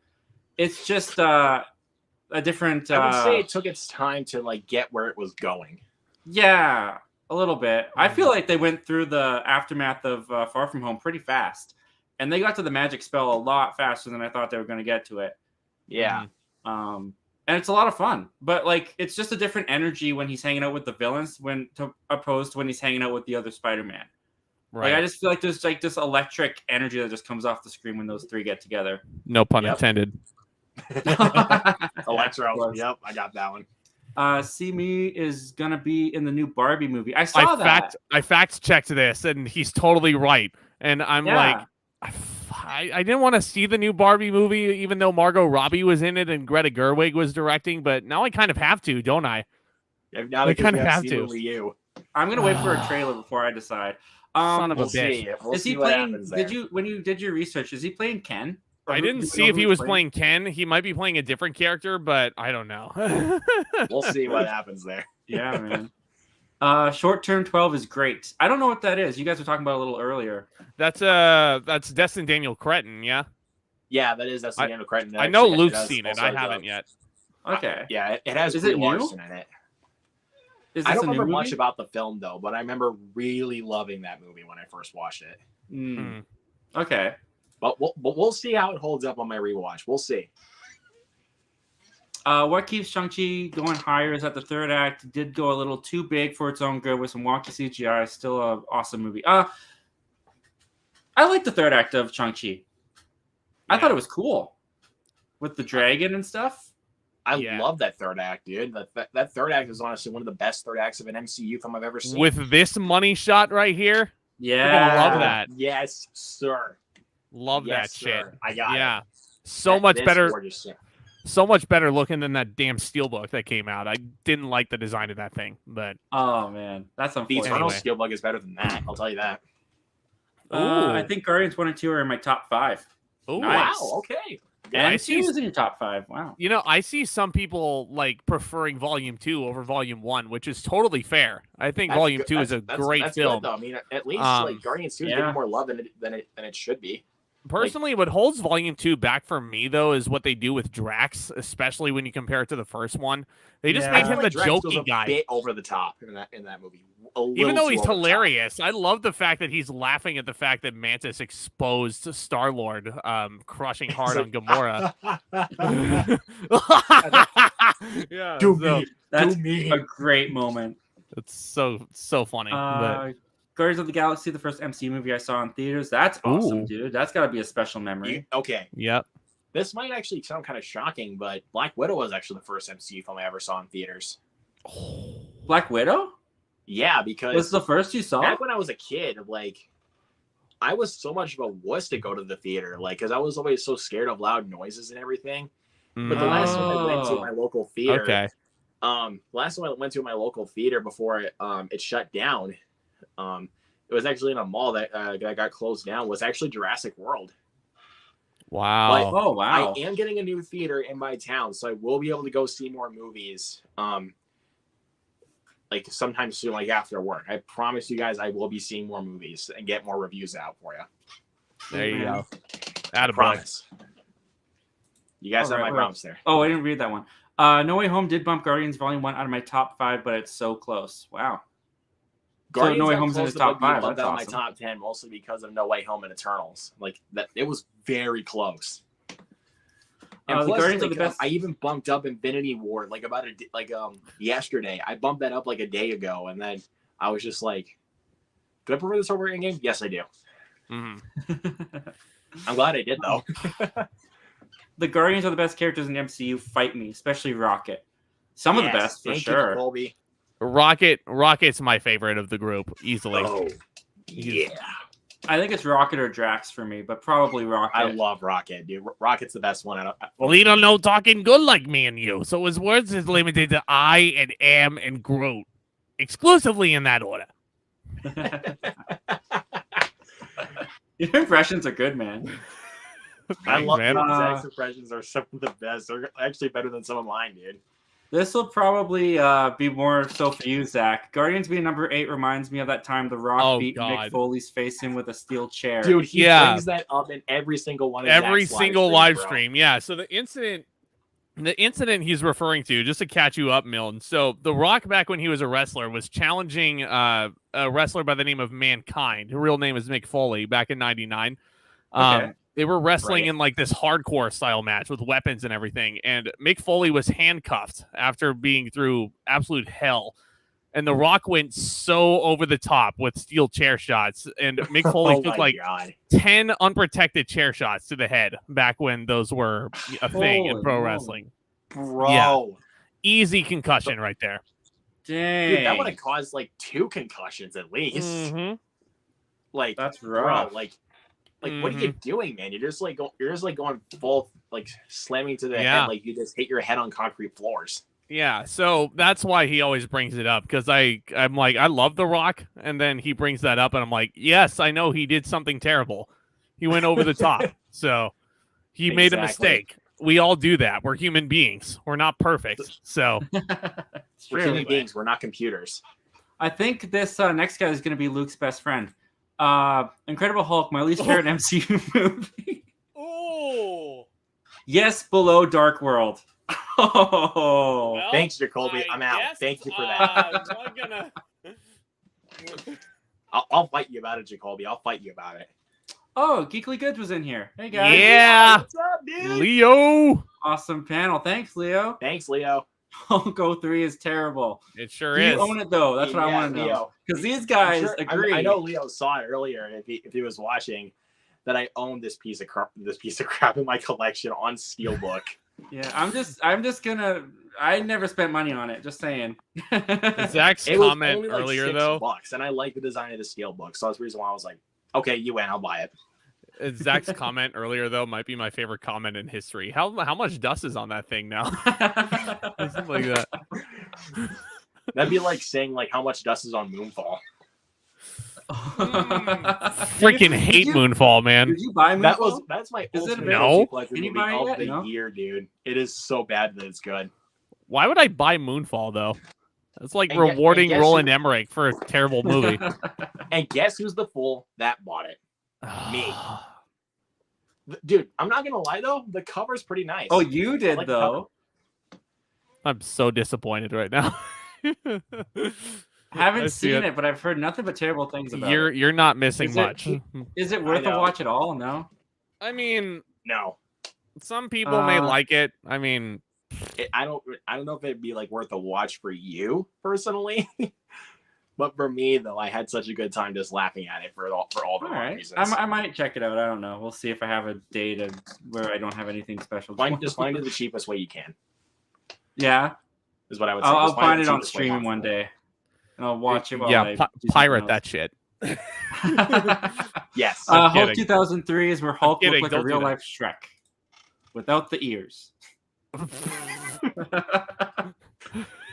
Quote of the day right here. From Just Jacoby, the pause dude. there. Quote of the Just day. the pause. He looks like Shrek He without does. the ear. It looks like the worst possible live action Shrek they could have ever done because the look Oh. of Hulk in Hulk 2003, laughably awful. Yeah. Good lord. It is It so just doesn't laughable. hold up either. And the Hulk dog things. And dude, like even that one shot, like where this explosion like comes by and then this guy just goes propelled propelled forward. It just stops and then just goes boop. And I'm like, where's the rest of that? Where'd it go? That new Thor movie's looking dope. Yeah, it is. Yeah, I'm really excited for it. Dude, even though like when they were playing Guns N' Roses in the background, I was like, I know I'm in for a treat. The CGI in Incredible Hulk is aged badly. Looks like a video game in the final battle. I disagree. I don't think it's aged that badly. It looks It's better not than like- Black Panther. It's not like in a way. It's I would not agree like with that. it's not like CG. It's not like effects in a Nintendo 64 game. Oh my goodness. No, it's not. If anybody goes- Relax. Relax. It's just a... I think the Hulk versus if anybody Abomination fight goes is that pretty far awesome. into saying that, bro, I will fight you about it. Mhm. Mark Ruffalo's dope. I agree. I really like Yep. him in the movies. Love him. Norton was fine, but I like Ruffalo more. That's good, man. I'm gonna Your fight you opinion. about it I again. agree with that opinion. Actually, I do think Mark Ruffalo is better than Norton, but I like Norton. I thought he was fine. I think I'm kind of biased though because I'm more into Edward Norton more than Mark Ruffalo, but Which is that's fine. just me. Yeah, that's Which is fair. fine. Because Uh, I've seen, I think more of Norton's roles I felt like were better utilized in my opinion. I guess you could say that. Lou Ferrigno is the best Hulk, though. Let's be real. I wonder Does if that Kevin make Lou Hulk? Ferrigno in the film though, that was awesome. Lou Ferrigno is like the pizza guy, right? Yeah, oh, the security guard. security guard who is like, is it pizza time?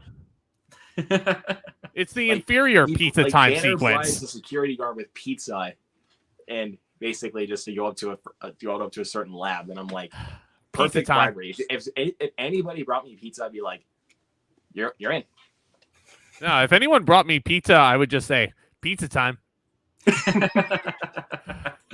Here you Zach, go, I'm Zach. for that, bro. I love Civil that. War was worse than Morbius. Are you serious? There he is. I don't know. Is he joking? Ugh. Oh my goodness. God, Morbius is so bad. Here's a question Dude, for you guys. Morbius Though. is one of the worst comic book movies I have ever seen. Do you guys Dude. include Venom and Morbius as part of the MCU? No, No. no, Yeah, absolutely not. Erase They're it now. Erase I don't it. either. Dude, they're trying okay. to ride off of Feige's coattails so hard. Thank it's not you. even Okay, funny. story time here. Story time. So, my left shoulder was actually kind of feeling a little bit weird as I was watching Morbius. So I thought the best way like to cure that would just be to like lean this way over in my theater seat, and also I lean my head this way and I'd be like, You fell asleep. I didn't. I woke back up. Obviously, I woke back up like when the film was progressing, but I Poor really you. wanted to fall asleep. I tried that like 3 times. That's how terrible that movie is, dude. It's so bad. Fant Four Stick is better than Morbius. Okay, I Thank think you. he says I'm just playing. Yeah. Yeah. Morbius good. is hardly even a movie. Okay. Good. Thank you. That Good. works, Okay. man. Thank you, Kevin. Civil War is in my top 10, but it's my least favorite Russo Brothers MCU movie. Oh, Understandable. Yeah, that's totally I like- fine. I mean, Yeah. it is also for me too, because like I prefer Yeah. Endgame. I guess technically it I'd is the have to same say thing, Winter too. Soldier is for me, but I still Yeah, like like- it. It's not in my top 10, but like being my least favorite Russo Brothers MCU movie, I can relate with that. Yeah. My favorite fight scene in Civil War actually isn't the airport fight. It's Cap, Bucky versus Iron Man at the end. Yeah, Yo, that just has so much emotion So behind it. good. So There's- good. Geekly Goods. There's a lot more meaning behind the Cap and Bucky versus Iron Man. Also, the shot from the comics is awesome. Oh, where Yes. he's blasting up against the shield. They incorporated that very well. Yep. Yep, blasters versus shield, baby. Chef's kiss. Just watched the Batman the other day, and it was sick. All right, there we go. Yes. That's not Batmid. See, no more Batman crap in my house. Thor Ragnarok is the best MCU movie in my opinion. Well, Kevin, you are Luke's new best friend. Yes, sir. Yep. If there's another just joking thing, dude, I'm out. I don't see one. Always Okay. fun to Geekly Goods. The airport battle is a lot of fun, but don't feel that much stakes. Whereas the final battle, I'm on the edge of my seat. Yep. Yeah. I think there's still stakes agree with within the that. airport battle, but definitely not as much as that final battle. Does anyone have any orange slices? Paul Rudd does secretly steal that movie. He does. He does. Yeah. Like with just one scene. I like Ragnarok, but don't love it like everyone else. Some of the humor does undercut the movie from having potential depth. Plus, Hela and Scourge aren't that interesting, despite Blanchett having fun. Yeah. Yeah, I agree with most of that. I don't think... Hela's honestly one of the least interesting villains out of the whole universe, in my opinion. I mean, I even wish though I did she's more Thor's of older her. sister. I definitely liked her as a villain for sure, but I didn't love her as a villain. And dude, Right. when you have Taika Waititi involved for a film like this, there's no way you need depth. If I'm going to be honest with you, there's no way you need that. I definitely think Christian Bale as Gore the God Butcher is going to be a lot more entertaining to watch. So excited to Yes. see what he does, man. I mean, especially also you think about this, like when you think of a film like, I mean, Jojo Rabbit obviously has its comedy and all that, but it has a lot of emotion for it, which is something that I like about it. But I'm saying, like, for an MCU film, you don't really need depth when you have this guy involved. Right. Yeah, no doubt. I feel like objectively, Winter Soldier is the best MCU movie. Objectively, I don't know. It's all subjective, but if that's your subjective, favorite, yes. man. We all have it at number 5. These are all scientifically proven opinions here. Yeah, our opinion's the right opinion. Everyone else is wrong. Except that's the for- moment of the stream. Tyler, you piece. I don't no. think you're gonna see it, man. No, We're no, missing no, the no, moment. no. Nope, don't think so. It's Dude, definitely the best Thor movie so far. Hopefully, Love and Thunder is better since Taika is actually writing it. yes. Did he not write Hmm. Ragnarok? Let me look at it really quick. Actually, I I'm think really like not- I think he helped write Ragnarok, but I think there were a few other like writers in the room there. He didn't Ah. actually. It said it was He written didn't? by Eric Kirsten, Craig Kyle, and Christopher L. Yost. It didn't say. Oh. Waititi in Oh, there. that's interesting. I didn't know that. Yeah, I like didn't- just read I up didn't the movie remember. to see if you guys were, if it was like that, and I was just like, what? I could have sworn he wrote it, but Yeah, I thought obviously he, I'm so wrong. he only That is directed pure it, but Taika he's, Waititi right there, dude. Like pure Taika Waititi dialogue. yeah, well, he directed it and he acted in it too. So it's- Exactly. so there in you Love go. and Thunder, he's director, writer, and he's acting in it. Holy moly! Yeah. I mean, well, Colg's he did not that going to with be in Jojo the movie Rabbit, as so- much because he's a little busy. But Yeah, no kidding. Infinity War at 6. yeah, Oh, Luke. they didn't really agree with that, Luke. Even he Yeah, said, I know, Jacoby Leo, here you can saying shoot me that's for too it. low. yeah, guys. I knew you guys were gonna shoot me for it. Bro, Infinity War is much better than Endgame. It's not like much better, but it is definitely better. Oh, that's too low. Okay, so Jacoby's saying that Infinity War was too low, except for Hawkeye, Captain Marvel, and Ant-Man and the Wasp. I think I'm not sure how that connects, to be honest. I don't know. Jacoby, whenever I hear Josh Brolin, I just hear Thanos. Like with Dune when he said, "I am smiling," I thought Thanos. Hell, even when I watch the Goonies, when he's like a freaking teenager, I hear him talk and I'm like, oh, that's was his Thanos. debut role, dude. That was his debut It role. was. The Goonies That's is one of my crazy. favorite movies of all time. I love that Yes, movie to sir. pieces.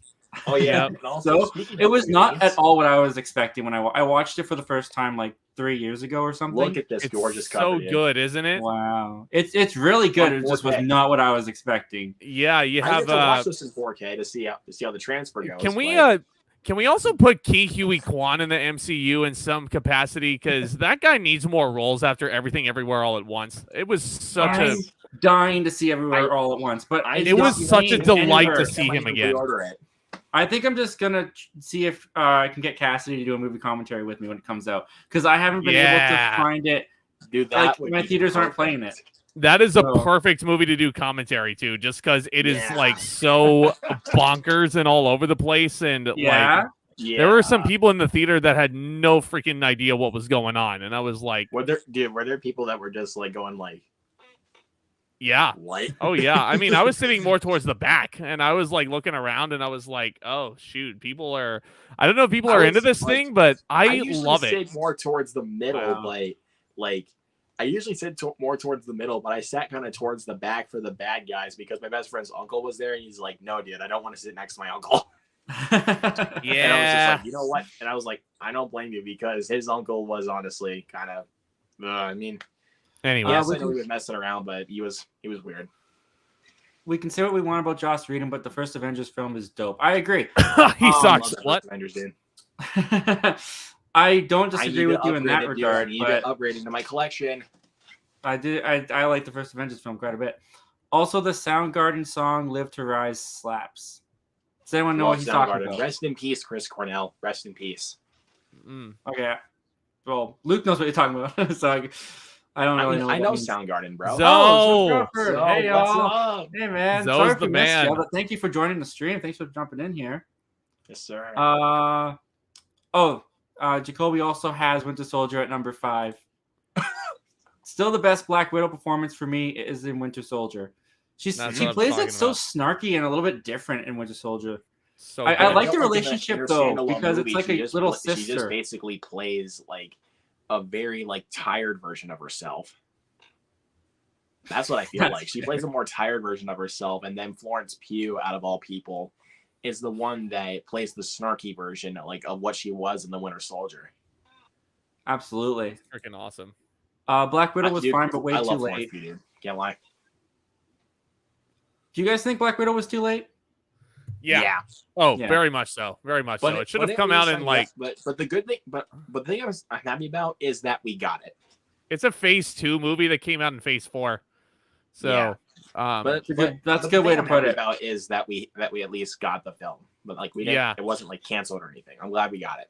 but I will agree with Jacoby P in that comment there that that Florence Pugh stole the show. She Florence was- Pugh is amazing. David Harbour love was Florence really good Pugh, in the dude. movie too. I really Dude. loved him as the. Yeah. If you don't What- if you love Florence Pugh, dude, like you got to watch Fighting with My Family. She was I phenomenal. love Fighting with My Family. WWE film. Thank you. Yes, sir. That movie was so good. It's Yes, sir. fucking inaccurate at the end. That match really did not Oh, go is it? 15 minutes at the end. Exactly. It actually but here's the it thing, actually though, went like the match in real life that they portrayed at the end of Fighting with My Family actually went like not even a minute long. It was like blink and you miss it. It was shocking. Oh, absolutely exactly. shocking. And- But they portrayed it like it here's- was a 15-minute clinic. Gotta make it cinematic. but the thing that really counts is that you capture the person's story that you're Right. focusing on, Oh well, of and course. that's what they did with Florence Pugh as Paige. They Mhm. did that perfectly. Yeah, Nice. yeah. Midsummer sucks, Jacoby. I don't want to hear it. Jacoby Zach, says the I only am knock on literally Guardians this is Ronan. close to take. I'm literally this close to punching you in the face with this ring on. But it's not Lee Pace's fault, just a boring villain. Yeah. I thought Ronan was fine. I'm not gonna fight to anything to say that Ronan was a good I'm villain. not I gonna. just thought it I'm was not fine. gonna fight him either. I mean, Ronan was Chris good, Pratt- but again, kind of a weak link. Jacoby says Chris Pratt can come across being this generation's Harrison Ford or this generation's Brendan Fraser, neither of which are bad. Yeah. Brendan Fraser was great back in the '90s, but he's been through some trashy stuff. If you know what I'm talking about. Furry Vengeance. He's gonna make a comeback though, isn't he? He's coming. He's got He made some a stuff comeback coming with No out. Sudden Move. Mm-hmm. Underrated film. I thought it was okay, honestly, but he was definitely one of the best parts of the movie. I think Zach just saw the comment like I just did. Dave Bautista's not a better actor than The Rock. I wouldn't even say, if I'm going to be honest, I wouldn't even say that Dave Bautista is even better than John Cena, since because like now John Cena has found his niche. I think we lost Zach. Oh no, he's gone. He's out. Let's get this comment off the screen. Right now, I can tell. Came out when I was going into 8th grade. That's probably Guardians. Yeah, I think we're talking about Guardians of the Galaxy. Yeah. Dave Bautista's awesome. He deserves more serious acting gigs. I liked him in My Spy. Not a very serious acting. I liked gig, him. but I really liked him in Army of the Dead from Zack Snyder. I thought he was really good in that one. Bring Justin Hammer back for Armor Wars. I think they are, aren't they? Sam Rockwell, dude, no more parrot crap, dude. None of it, please. But Sam Rockwell is a good actor. It's just the material and the script of Iron Man 2 sucked. I thought he did a good job in it, though. Yeah, but again, like, no writing for parrots anymore, please. I don't want none of that crap. Give me Sam Rockwell like he was in The Bad Guys, please. Like the more bad side of Sam Rockwell, you know? Absolutely. Sorry, I just had to walk off that Jacoby comment there. We got that comment off the screen for you, man. Thank you. I'll let you look at it. Zoe Crawford, can we talk about the terrible Thanos CGI in Guardians Volume 1? Yes, we can. I don't know if it's terrible, but it's definitely pales in comparison to what we got in Infinity War. A little factoid for you guys, if you guys don't know. Howard the Duck appears in both post-credits for both movies. He does, doesn't he? But he at least does not look so kooky like he did in that 86 movie. The 80s one? Yeah, my ultimate guilty pleasure movie, dude. That movie's so terrible. Who is it from Back to the Future? Leah Thompson? Leah Thompson, yeah. Yeah. It's a bizarre man, that movie was so terrible, but I love it at the same time. Hey, I'm not making fun. I like Eternals. It's flawed for sure, but it's not as bad as people say. I can understand being mid-tier MCU, which is still good. Yeah, it's flawed. But sometimes, like when I hear mid, I kind of think people are saying that it's not that good. Yeah, mid is a very new phrase to me in the past few months. Like it's like lit. It's like lit. I heard lit when lit was on the way out. I was that guy. Lit was on the way out. Lit was on the way out. It sure was. I do agree with maybe it could have worked better as a Disney Plus series. Thank you. Eternals. Yeah. Yep. Yeah, just have like 10 episodes and focus each episode on a certain character. That would be cool. Exactly. So. Okay. I do hope they continue with these characters in the future and not let the critical reaction stop them from using them, especially since apparently this played a big role for Marvel going forward. I think they'll still use them. The movie still made money, right? Yeah. Especially in the pandemic era. Maybe. It sure did.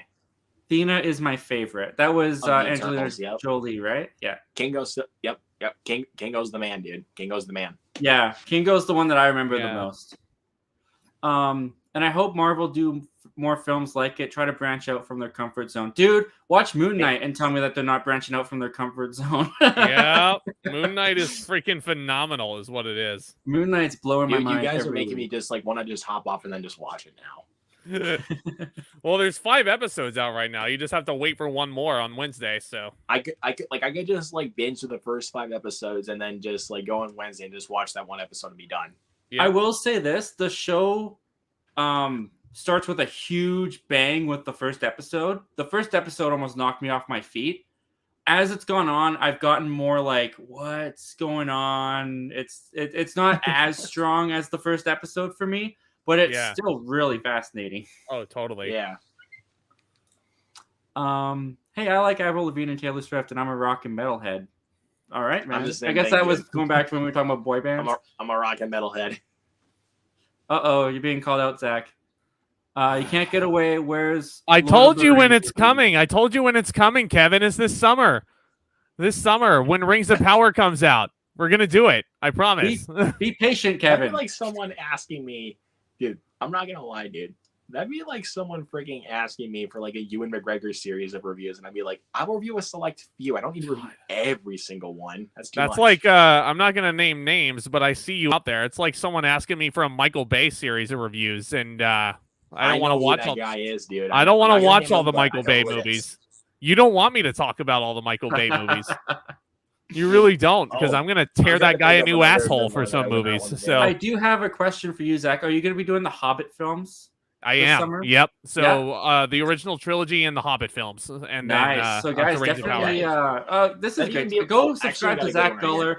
Go subscribe to Luke Ponto. Luke's almost at 200 subscribers. I saw this morning. So help him get there, guys. Close, he needs man. like 7 Get more. into that mark, you guys. Yes. Yeah. I think Black Knight will be in Blade. I think they set that up. Probably. Yeah, right? I think there's a setup. We'll see. He absolutely will be. The Russos helped with Everything Everywhere All at Once. That's right. They're producers, aren't they? Mm-hmm. Producers of They the sure are. Okay. Yeah. For sure. He says Kevin says I'm excited for the Gray Man. That movie's gonna be so good. It's the Chris Evans and Ryan Gosling action flick that's on Netflix. Yes. Oh, okay. I think the Russo brothers are attached to that one too. So okay. Hopefully it's a good thing they casted Robert Downey Jr., not Tom Cruise. It would have ended like The Mummy. Well, The Mummy's problem wasn't Tom Cruise. It was Imhotep. CGI Rock as the Scorpion King. Do you guys remember when they released the photo of like Johnny Depp and Tom Cruise and all these guys that were going to be in this dark universe that they had planned? It was like a full-on photo of all the actors they had for the movies. The Mummy wasn't even good Russell enough. Crowe is Dr. Jekyll and Mr. Hyde. Like, come on now, you know. Totally. Remember that? It was sad to look back. Totally miscast. And I am Javert. Jacoby, hey, I just rewatched Doctor Strange last night. Got better on rewatch.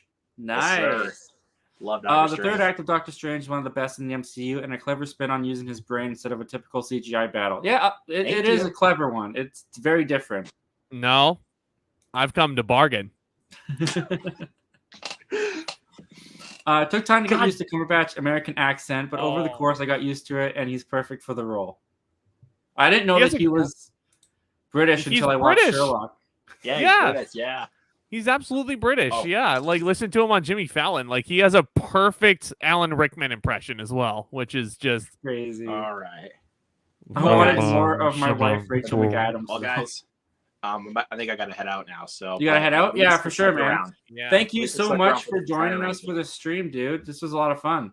Yeah, and Milne, thank you for inviting me on, dude. I'm very happy. Milne, I appreciate it, brother. But I think I'm going to be. You got to head out too? Yeah.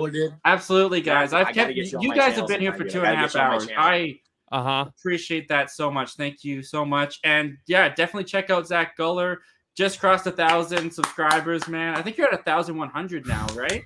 1,010. 1,010. All right. Well, let's get into 1,000. Chipping away, guys. Let's do it. Chipping away. Join me on my journey to 2,000 and counting. I'm going to be reviewing all the Jurassic Park movies in the build up to Dominion.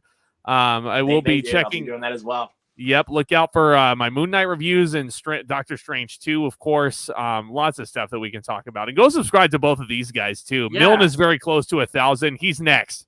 He's next. Yes, let's help him get there. And go get Luke Ponto to 200 subscribers, guys. All right. I'll give you guys a special video for it. I'll tell you that much. I'll give you guys a special video. Thank you guys so much again for joining. Have a great Thank you for having me. Saturday. Thank you. See you guys. See ya. All right. I'll just continue going through these questions that you guys sent in because you guys have sent in a lot. So here we go. Jacoby, reminder, Spider-Man 2 is almost the same length as Multiverse of Madness. I trust Sam Raimi. Dude, totally agree with you. I really don't think we have to worry too much about the runtime. We don't even really know what the story is, how many cameos, how much is going to be involved in the movie. So I trust Sam Raimi. I think the pace is going to be so brisk, so quick, and it's going to make the movie really exciting. I like Topher Grace better than Tom Hardy. Dude, Jacoby, you're my man. I agree with you. That's one of like my biggest hot takes is that I do think that Topher Grace's Venom is better and has a better story, at least more related to the comics than Tom Hardy's Venom does. And I just don't gel with the Tom Hardy version. At least Grace didn't annoy me. At least, oh, Topher Grace. At least Topher Grace didn't annoy you. Jacoby, Zach, is No Way Home number 1? It ended up being their number 2, I think. I think they both had it at number 2. Number 3? I saw Endgame at the most darkest and depressing point in my life and cheered me up big time. So my placement for it does come with some sentiment. Dude, a lot of my placements come with sentiment too. Like Iron Man is hugely nostalgic. The Avengers is hugely nostalgic for me. And I think that sentimental and emotional connection to movies also is a big reason why they're ranked the way that they are sometimes. Best Stan Lee cameo, easily Guardians Volume 2. That was a fun one where he was one of the Watchers. I think my favorite Stan Lee cameo is probably Tony Stank from Civil War. Or at least one of them. They redeemed Andrew. They absolutely redeemed Andrew Garfield in No Way Home. I'm so happy they did that. That scene is so awesome, so enjoyable. Even though that situation in The Amazing Spider-Man 2 was kind of Gwen's fault. But, dude, I agree. It was kind of Gwen's fault. She didn't need to be there. She put herself in harm's way without any way to protect herself. It was kind of stupid. But still a sad scene nonetheless. They let Jamie Foxx basically play his character from Baby Driver, and that's not a complaint after him in The Amazing Spider-Man 2. I love Baby Driver. I thought he was great in Baby Driver. Baby Driver is probably my favorite Edgar Wright film. No Way Home is how you do nostalgia and fan service right. Totally agree with that. I thought they did it in a very natural and organic way. I'm on the opposite. Afterlife suffered from fan service for me. Oh, Ghostbusters Afterlife. I'm not as huge on Afterlife as my two friends, Zach and Luke are. I thought it was okay. I thought it was all right when I watched it. But I do think some of the fan service, especially at the end, was kind of forced in. But it was still cool nonetheless. Unlike, say, Rise of Skywalker, which makes the previous 2 films look worse, No Way Home retrospectively makes Homecoming and Far From Home better. I think I agree with you on that one. Rise of Skywalker was just bad. I did not like Rise of Skywalker at all. Endgame is basically the leftovers, Back to the Future Part 2, and Return of the King. That's a really interesting observation, and I cannot argue with it. Not really, anyways. Jacoby, yeah, sorry about the multiple comments. Dude, bring them in. Love talking with you, man. And thank you so much for being here and contributing to the live stream. It makes it so much more fun. I know Ragnarok has its detractors, but while it may not be accurate to comics, I think this is a change for the better since the Shakespearean aspect just wasn't resonating with audiences. I like the first 2 Thor movies personally, but they are lower on my ranking list. They're probably like under the 15, maybe in the top 20 or just... actually, it might not be in the top 20 anymore with all the movies that's come out. But Ragnarok was a very nice way to reinvent the franchise. My top 10, I'm including the shows too. Civil War, nice. Iron Man, The Avengers, Loki, Guardians Volume 1, Winter Soldier, No Way Home, Guardians Volume 2. Wow, at number 3, you really like Guardians Volume 2. Infinity War and Endgame. Dude, that's an awesome list. There's only like 3 of those or maybe only 2 of those that I don't have in my top 10. So that's awesome, dude. I'm on the same page with you for the most part. Moon Knight, I'm waiting until it's over to put it in. But it's so far in the top 10. Shang-Chi, WandaVision. Oh, honorable mentions. Okay. WandaVision, Homecoming, Far From Home, Doctor Strange, and The First Avenger. Yeah, Moon Knight's interesting. I don't know if it's going to be in my top 10 or even in my honorable mentions, but I do really enjoy what they're doing. What is your least favorite MCU movie that isn't Thor: The Dark World? Mine is The Incredible Hulk, probably. Actually, it might be Eternals now. And like I said, I don't hate Eternals, but I just don't see myself watching it very much. So that's just me. I love the Batman, but I think it's too early to say it's an all-timer. Yeah, it's probably too early to say it's an all-timer, but I just have a feeling like it was a very special movie, especially for me. Like, I've never really loved Batman, and I thought he's had some good movies. The Dark Knight was the best up until this point, but I thought the Batman surpassed it for me. I really like what they did with it. Top 5 favorite casting / characters in the universe so far. Oh my goodness. Top 5 castings? Oh, that's a tough one. Off the top of my head, you got to go Robert Downey Jr., Chris Evans, Tom Holland, Tom Hiddleston's great. Chris Pratt, maybe. I don't know. I'll go with that for now, but don't hold me to that. That's off the top of my head. What are your most underrated and overrated MCU films? Let's get controversial. Oh my goodness.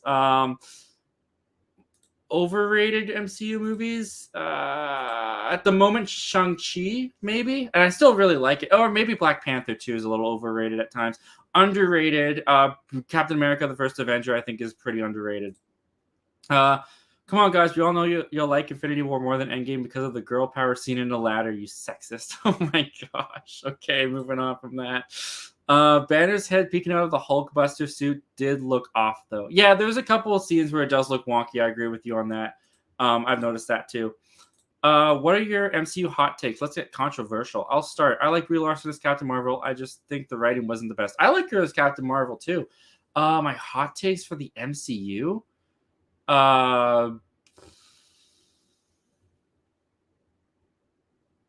Maybe that T'Challa from Black Panther was a better character in Civil War. I don't know.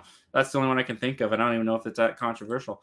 I went from not looking forward to Loki to it being my favorite MCU show so far. I wasn't looking forward to Loki either, but I had a really good time with Loki. I thought it was my favorite after it ended, but I think WandaVision is still my favorite MCU show up until this point. People hate Iron Man 3 because of the twist. I love the twist. I don't know. I don't know if it's like just because I have read the comics that they hate it. I thought it was hilarious. I love what they did with Trevor. I thought it was really funny. My sister told me that Chadwick passed away, and I was shocked. Yeah, man, that was a really shocking moment. I remember I found out because I was in the back of the car, or my family and I were driving downtown in my city, and I was just on Twitter for a quick moment, and everything was just Chadwick passed away. It was a real shock. Ryan Gosling is playing Kent in the Barbie movie, I assume. Okay, that makes sense, I guess. But I would have liked to have seen Simu Liu play him. Man, you're all the first to say you all like the third act of Shang-Chi because people crap on it. It didn't ruin the movie. I just wish it was more small-scale, focused on the father and son aspect. I can see that, definitely. But the whole movie was kind of fantastical. It was kind of crazy that the third act didn't really feel that different, or didn't feel like it went off the rails very much, that I ended up really enjoying the third act. Since Andrew and Toby were in No Way Home and Ryan Reynolds Deadpool and Patrick Stewart are now in the MCU, where would X-Men and Spider-Man films rank on your list? Oh my goodness, man. I don't even know where I would put those. Logan's definitely higher. Would it be in the top 10? I don't know. Spider-Man 2, at least Spider-Man 2 is probably in the top 10 because it's one of my favorite movies of all time, so it's going to be in the top 10. I really love those Spider-Man films, but I don't know, man. That's a whole different list. That's a whole different tackle. Love and Thunder might redeem Natalie Portman, similar to how Taika redeemed Thor with Ragnarok. Plus, she looks hot with those muscles. I'm not going to lie. Okay, look, I don't hate the character of Jane. I thought Natalie Portman in the first two Thor films was good. I liked her. I'm really looking forward to seeing what they do with her, given her superpowers, though, and if she's going to continue past this movie. I think it's awesome. Y'all excited for Madam Web, Kraven the Hunter, and El Muerto? Oh, that's the new one that they announced with Bad Bunny. I'm interested in Kraven the Hunter. I'm not going to say I'm super excited for any of those movies. I think the Madam Web one is weird. I only remember Madam Web from like one episode of the 90s Spider-Man cartoon. So the fact that they're going to do a whole movie I think it was the 90s Spider-Man cartoon. The fact they're going to do a whole movie on her, I think, is kind of nuts. But Jojo Rabbit had a lot of depth, and it's still hilarious. Plus, even with Guardians, they do a great job balancing the humor and the emotional moments. I agree, man. I love Jojo Rabbit. Jojo Rabbit was my favorite movie of 2019. Right. I'm using the Guardians for the MCU comparison. Okay, good to know. Good to clarify. Jacoby, man, I gotta thank you, man. You are just killing this chat. Thank you so much for being on this stream with us and contributing to the conversation, man. I said Hawkeye, Ant-Man, Wasp, and Captain Marvel because you guys said everyone was in Infinity War except them. Oh, okay. Yes, you're right. That's very true. Watch Midsummer, be quiet, Zach. Oh my goodness, I can't speak to that. I haven't even seen Midsummer. Also, give me a Yelena and Kate show. I'd watch that. I like the inclusion of Yelena in Hawkeye. His cameo in Blade Runner 2049 is better than the majority of Dwayne Johnson's career. Excuse me. I love Dwayne Johnson, but he gets by with his charisma. Whoa. That's a take. I don't necessarily disagree, though. I don't think he's the greatest actor, but he is very entertaining to watch. Mid means like it's okay. That's what I thought. Thanks, man. This is Kevin. Sorry, man. I forgot to read your name. Kevin Kirk. We've almost gone for 3 hours, guys. Oh my goodness. We're gonna end this at the 3 hour mark, I think. Moon Knight is one of my favorite Marvel heroes, and they're doing the show so well. That's great, man. I'm glad that you're really enjoying the show and that they're doing it justice for you. Like for the MCU standard, mid-tier is still good. The weakest MCU movies are not even bad or awful, just mediocre and bland. Mid-tier is more good, but not the best. I agree with everything you just said. Even the weakest MCU movies I like. The MCU for me goes from it's okay to it's great. I love it. And there's really nothing that I would say I hate or can't watch. Kevin Kirk, 3 movies is too much to watch, Luke. I don't remember what we're commenting on. Zach, I'll let you borrow my Lord of the Rings 4Ks for the review. I bet he would. I was gonna say I bet he would really appreciate that and enjoy that, but I doubt it. I doubt he. I said that wrong. I doubt that he would need them because I bet he already owns them. I doubt that he doesn't own them. I think is what I was trying to say. Jacoby, bye guys. Thank you for joining the stream. Thank you for contributing to the chat, man. Sorry if you left before I could get to these. I was trying something a little bit different just to try and keep this short, and it did not work. It went so long. Jacoby, yeah, Afterlife was okay. I agree, man. No problem, man. Kevin, the Batman was so surprisingly good. I was blown away. Me too, man. Like, I heard people say that it was great because I saw it late. I only saw it like 2 weeks ago, and people were like raving about it and loving it. And I went in there kind of like, how good could this really be? And it was great. I really liked it a lot. Russell Crowe is the master of cinematic universe. He was in Man of Steel. He was in The Mummy. Now he's going to be in Thor: Love and Thunder and Kraven. He's getting that money. Yeah, no kidding. Russell Crowe is killing it. And Russell Crowe is a great actor. It's nice seeing him pop up in all of these properties. He's always welcome. Oh, Jacoby's back. I didn't hate Portman in the first 2 Thor movies, just underused. Oh, well, this is pretty recent, 4:12 p.m. Okay. Well, thank you for coming back, Jacoby. All right, we are heading into the last 3 comments. So here we go. The writers of Morbius would draw Madam Web. Let's get scared. I didn't hear good things about Morbius. Haven't seen it myself, but yeah, that's not promising. Zach's my neighbor. Oh, is he really, Kevin? Wow, that's cool.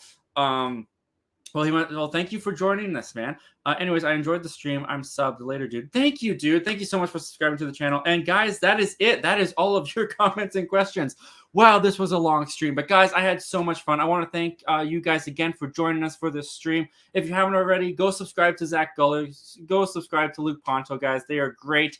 They have great content on their channel. And they're great guys. I love talking with them, and I want to thank them again for jumping on this stream. And thank all you guys for watching. If you haven't subscribed, please subscribe to my channel. I do movie reviews. I do these live streams. I talk all things movies, TV, and all things entertainment. I'm so close. This is not I. This is a we thing because you guys are the ones that make this possible. We are so close to 1,000 subscribers, guys, and I cannot thank you guys enough for that. We are really creeping up on that number, and if you could help us get there, I'm so bad today. It's been 2 hours and 45 minutes though, so I'm getting a little bit there. If you guys could help us hit that number, guys, I would really appreciate it. It would be awesome, and it would just take this channel to the next level. I could do so much more. And guys, that will do it. Thank you guys as always for watching and clicking on this video and checking out the channel. Jacoby, I enjoyed the stream, man. It was great. Thank you so much for being here, Jacoby. My throat is gone. I got to get out of here, guys. But thank you so much, and I hope to talk to you guys again real soon.